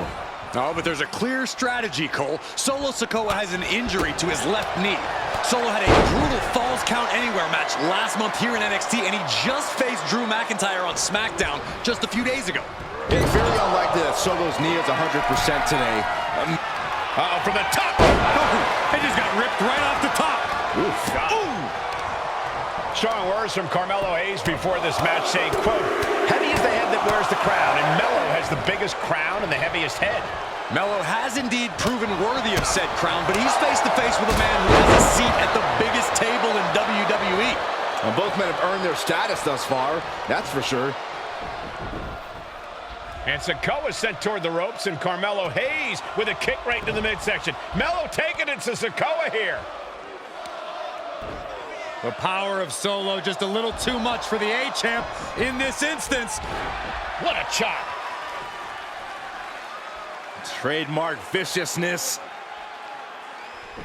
Lack of mercy. That's what Solo Sikoa is all about. Into the corner. Big splash by Sikoa. Mello in trouble. Sikoa. Trick Williams making sure Mello got out of harm's way, well, at least momentarily. Yeah, momentarily is right. Sikoa continuing to inflict more punishment on the champ. And Hayes takes out Williams on the outside. Solo standing strong. Solo not allowing the presence of Trick Williams to distract him whatsoever. Solo has the mindset to destroy anyone in the way of him in the NXT North American Championship. And he gets delivered back into the ring. The face has been planted. Let me point out that this is brutally unfair to the A-Champ. He prepared for Wes Lee or a night off. Now he's not getting either? This is ridiculous. The advantage is clearly in the hands of Solo Sikoa, who's had something up his sleeve all night. Well, you think Melo was regretting the attack on Wes Lee earlier? Hold on a second. He might be finding us. And somehow able to make it to the ropes before the pain took over. Excellent ring awareness saved them from certain peril. Rearing way back. There's a Samoan spike. Ouch. The challenger comes up big. Down. What a gourd buster. He could be enjoying the moment too much, giving his opponent a lot of room to recover. The adrenaline is pumping, and the WWE Universe is on his side. Oh, not what Hayes intended. You got to be impressed by both Solo Sikoa and Thinking about a submission here, Case. Able to get to the ropes here. Great awareness. Oh, this is going to hurt. Oh, not to the belly. Sikoa seems to be executing his game plan. And it looks like Solo has all the answers for Carmelo at this point.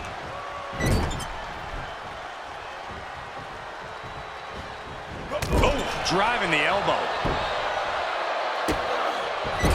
Just using their foot as a weapon. So ruthless. And you can see that offense was aimed directly at his skull.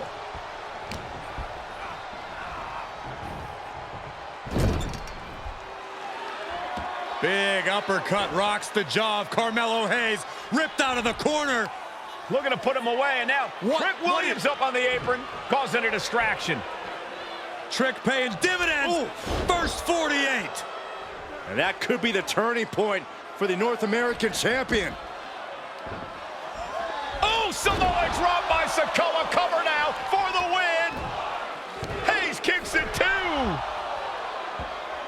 And Williams once again on the apron.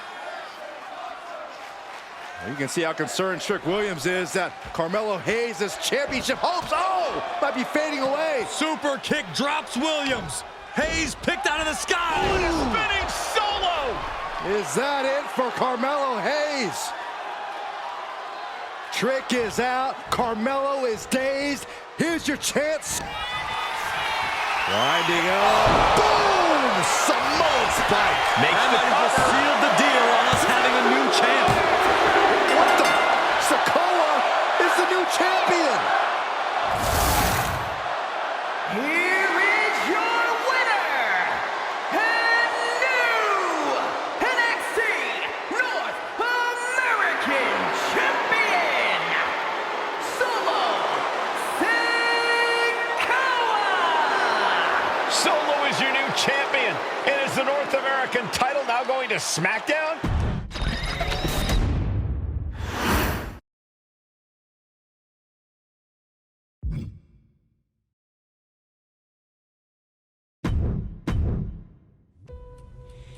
I ain't doing this one. We can have all the fun we want with these video games and this showcase and these fantasy matchups like Offensica versus Bubba Ray and Diva. But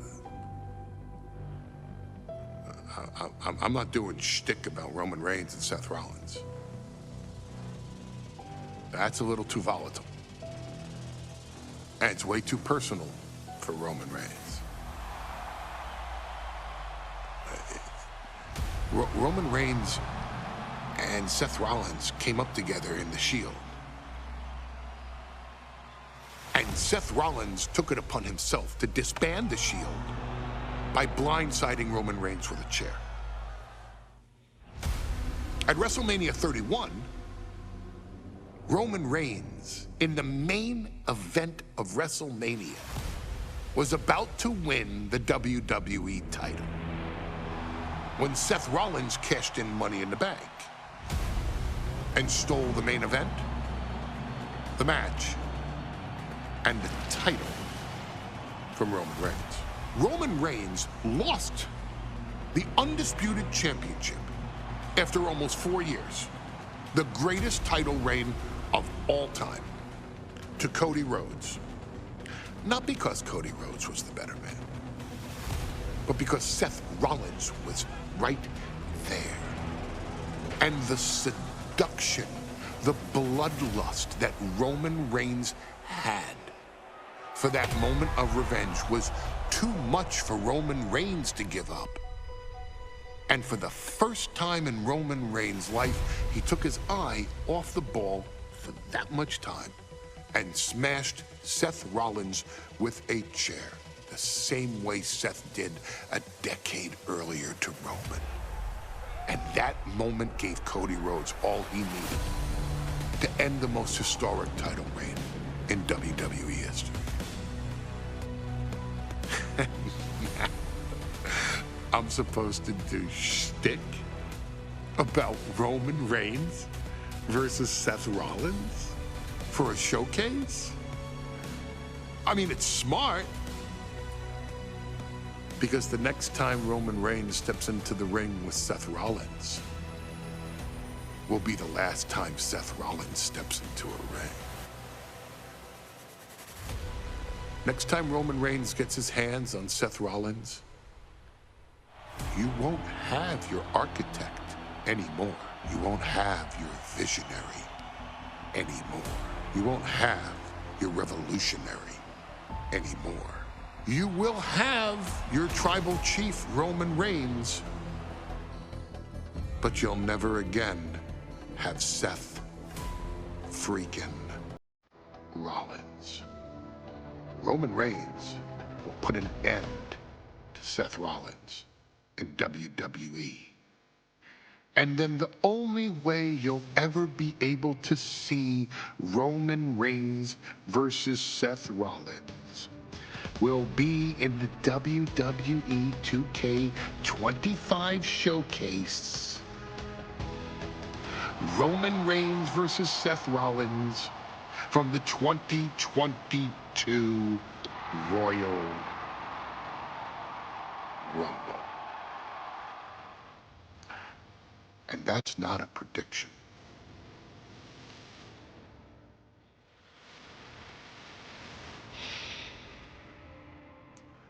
That's a spoiler.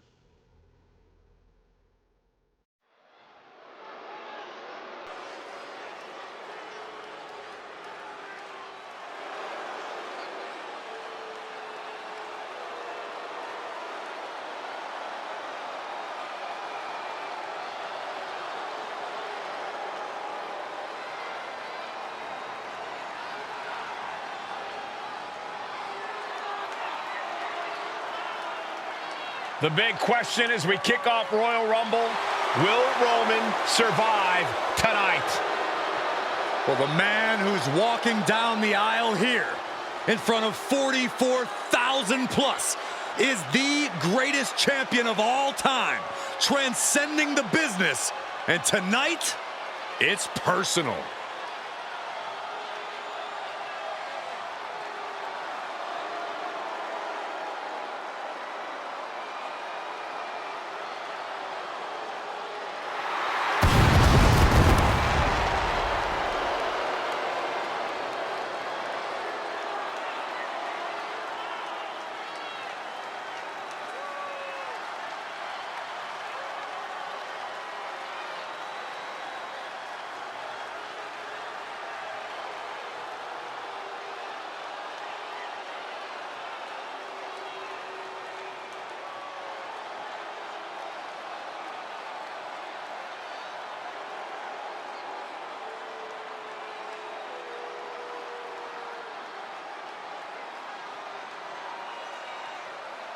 For 17 months, Roman Reigns has dominated everyone.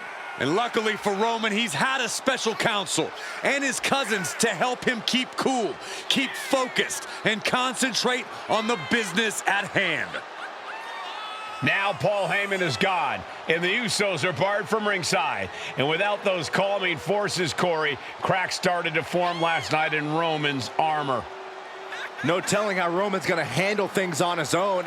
It's been years since he competed on his own, but that's the situation we're seeing right now for the Tribal Chief.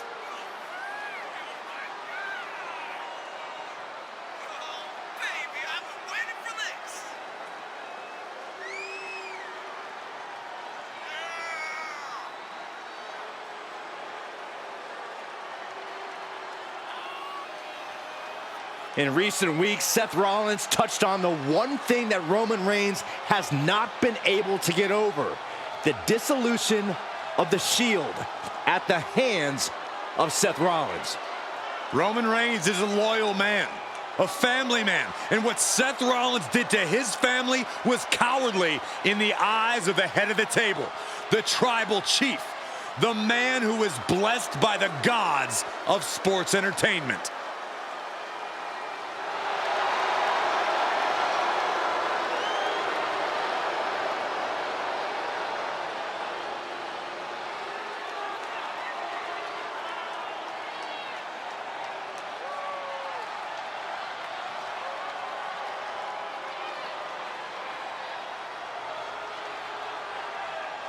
Corey, on SmackDown last night, we saw one thing that we haven't seen out of Roman Reigns.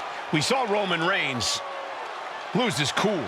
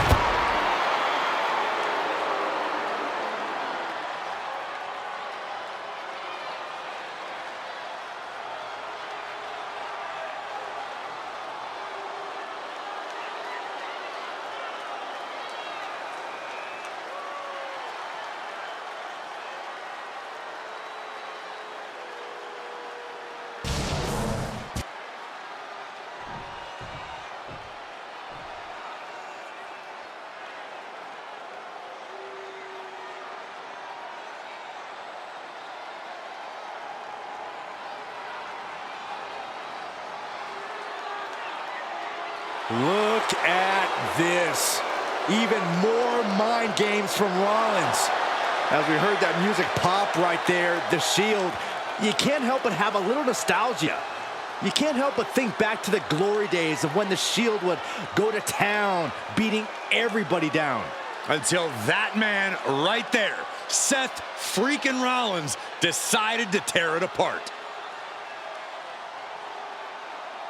Seth Rollins says he knows Roman Reigns so well. He knows how to prey on the insecurities of the Universal Champion. He knew there was one thing that Reigns will never get over, and that is that Seth Rollins chose to end the Shield. The infamous blow to the back of Roman Reigns with a steel chair many years ago, which broke up perhaps the greatest faction in WWE history. Well, tonight, Rollins will use that to get in the head of the champ and win the Universal title.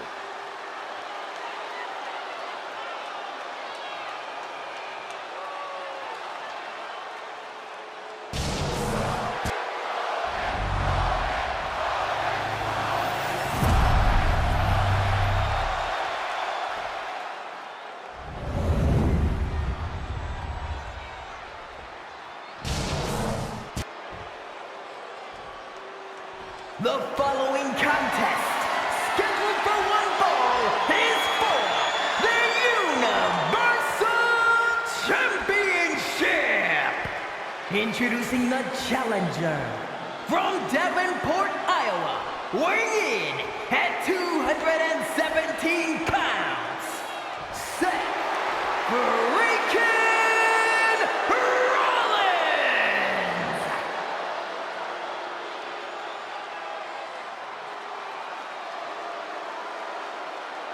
and his opponent from Pensacola, Florida, weighing in at 265 pounds, he is the Universal Champion,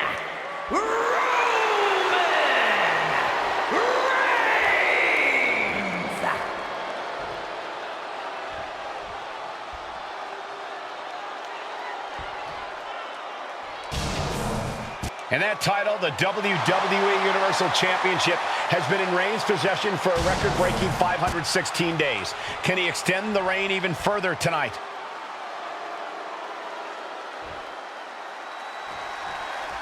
The Royal Rumble Premium Live event kicks off with a match between two former brothers. Roman Reigns in his record 516-day reign as Universal Champion versus Seth Rollins, donning the old gear that they used to wear in the Shield. Rollins looks very comfortable in that tactical vest yet again. But he's even more comfortable inside the head of the Tribal Chief. We haven't seen Roman with this type of look, this type of confusion in 500-plus days. Just grounded and pounding.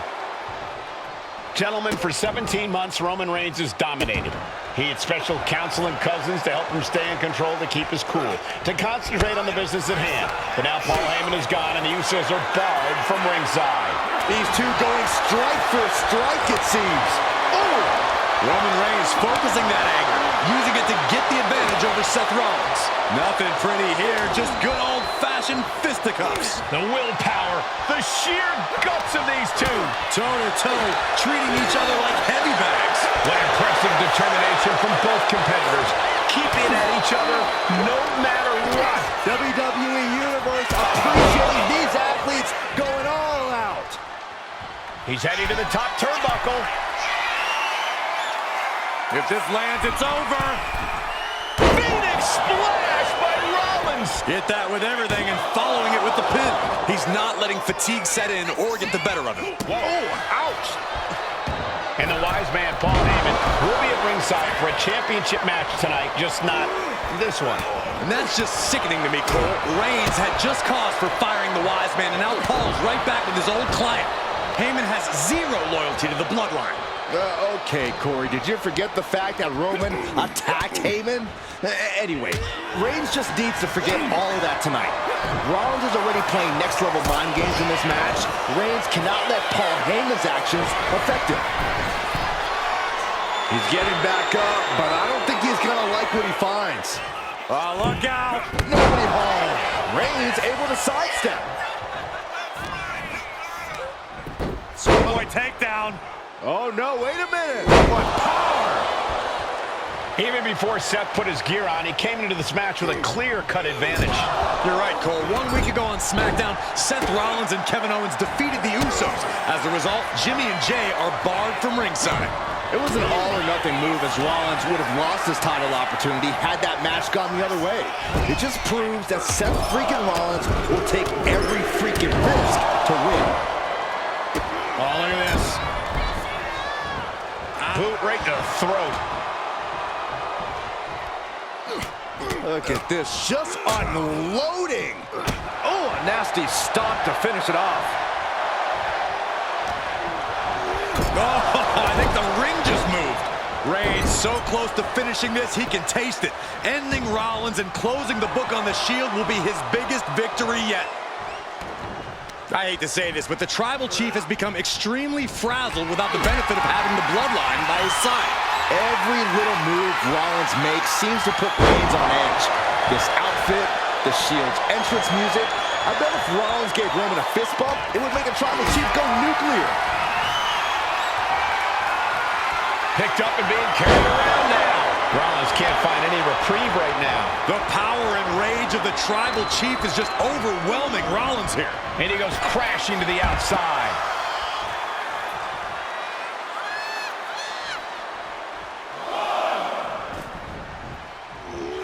Oof!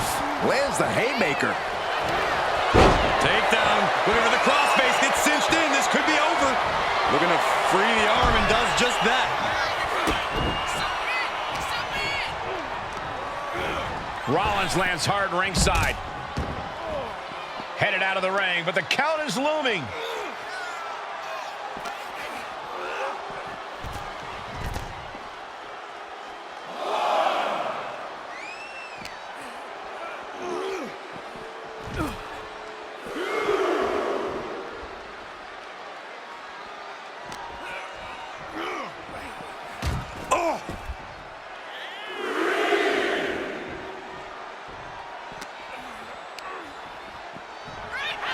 The stomp has been so effective for Rollins, but he might have an even more dangerous move this night with the pedigree.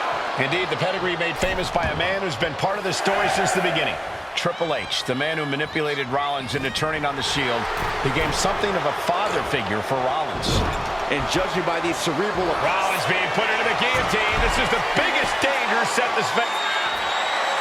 Gotta find a way out of the guillotine. They're not gonna last long. Wallen bridging out. Incredible. Oh, big boot. Roman cannot be stopped here. And you can see Seth is being run into the ground by Roman. Superman punch. Absolutely laid Rollins out. And now Reigns can finally overcome his former Shield brother. Forced to the outside. Not a good predicament to be in.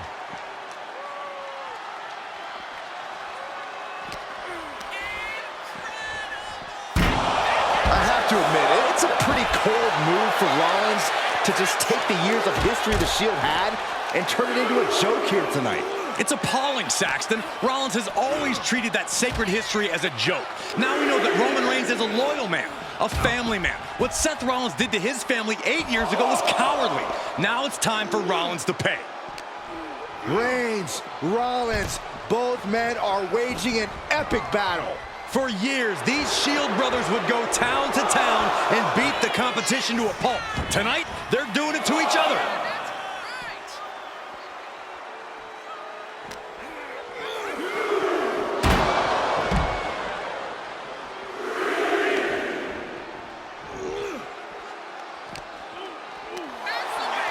The Tribal Chief has been dominant over the last 516 days since he captured the Universal Championship. Month after month, he's dominated every top contender on the SmackDown roster. Roman Reigns has beaten big names over the last year and a half. But Braun Strowman, Rey Mysterio, the Demon Finn Balor, even John Cena. But Reigns has to be bothered by the fact that he has never been able to knock off Rollins in a premium live event match in his career. Never successfully defended a title against Rollins. Indeed, two of the biggest PLE losses of Roman Reigns' career have been at the hands of Seth freaking Rollins. At Money in the Bank in 2016, Rollins defeated Reigns for the WWE title. And a year prior to that, Rollins committed the heist to the century and used the Money in the Bank to steal Roman's WWE Championship in the main event of WrestleMania. Holy, meet the barricade. Gets out of dodge. Countering each other again and again. Elbow puts an end to that. And gets tossed back into the mat.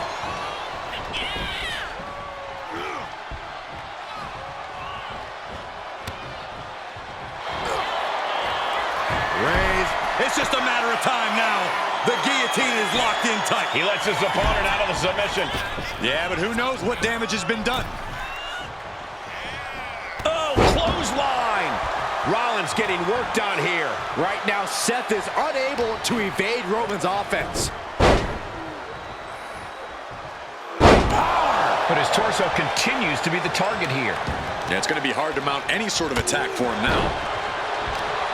Whoa, whoa, whoa. Look at this raw power. Gut wrench. Oh, what a knee. What the leg? Look at this. He just tossed the leg.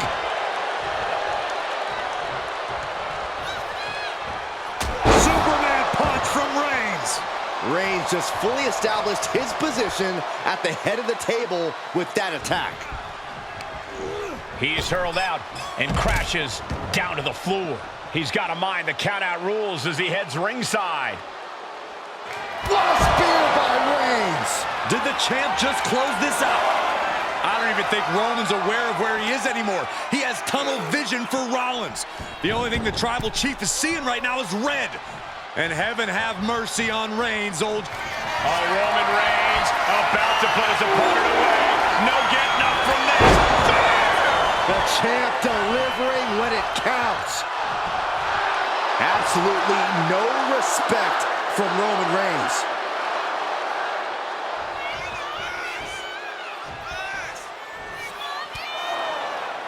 And here's Reigns now, misses wildly with the clothesline attempt. Spear! Spear by Reigns! Roman That could end it for Rollins if Roman could just make the cover. Roman trying to fight through the pain. Oh my, guys. Guys, look at what Rollins is doing.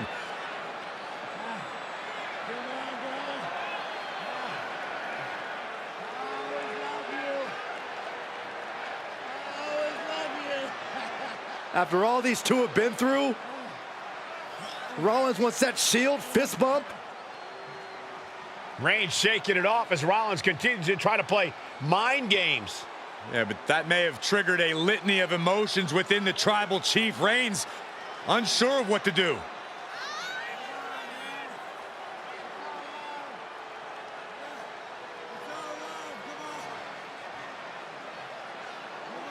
Roman Reigns determining what to do now. Will he slay his former brother? Reigns now. Look, gonna lock in the guillotine. Submission Well, there's move your locked answer. in. Submission move locked in. Rollins in major peril right now. Rollins looking like he's starting to fade.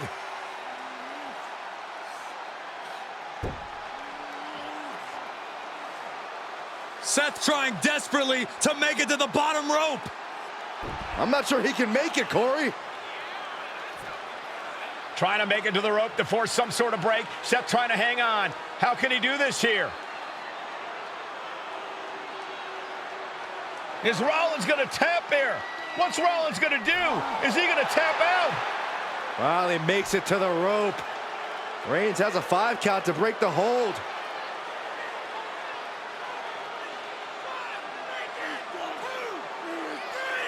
And Reigns breaks the hold here. Roman breaks the hold, and this match continues. It just shows you how locked in Roman Reigns is to winning this match.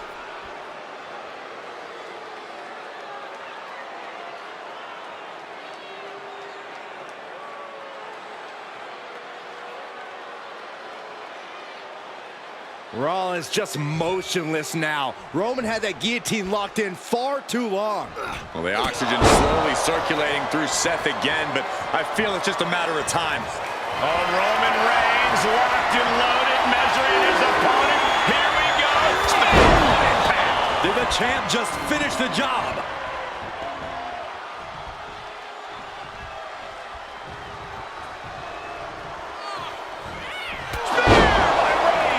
Chance to retain here. The champ might have put this one to bed.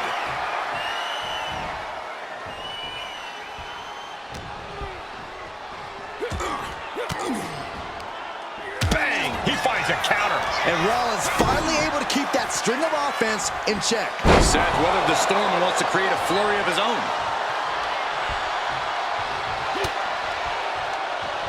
Big counter from Reigns.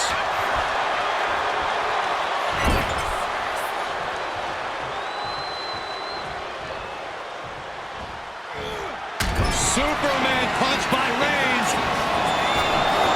And a spear. The champ might have just ended things right there. Goes for the pin. And Reigns retains the title. Here is your winner, and still the Universal Champion,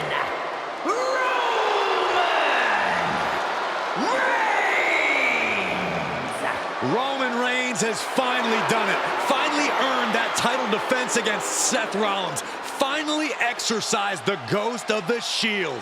It looks like a huge weight has been lifted from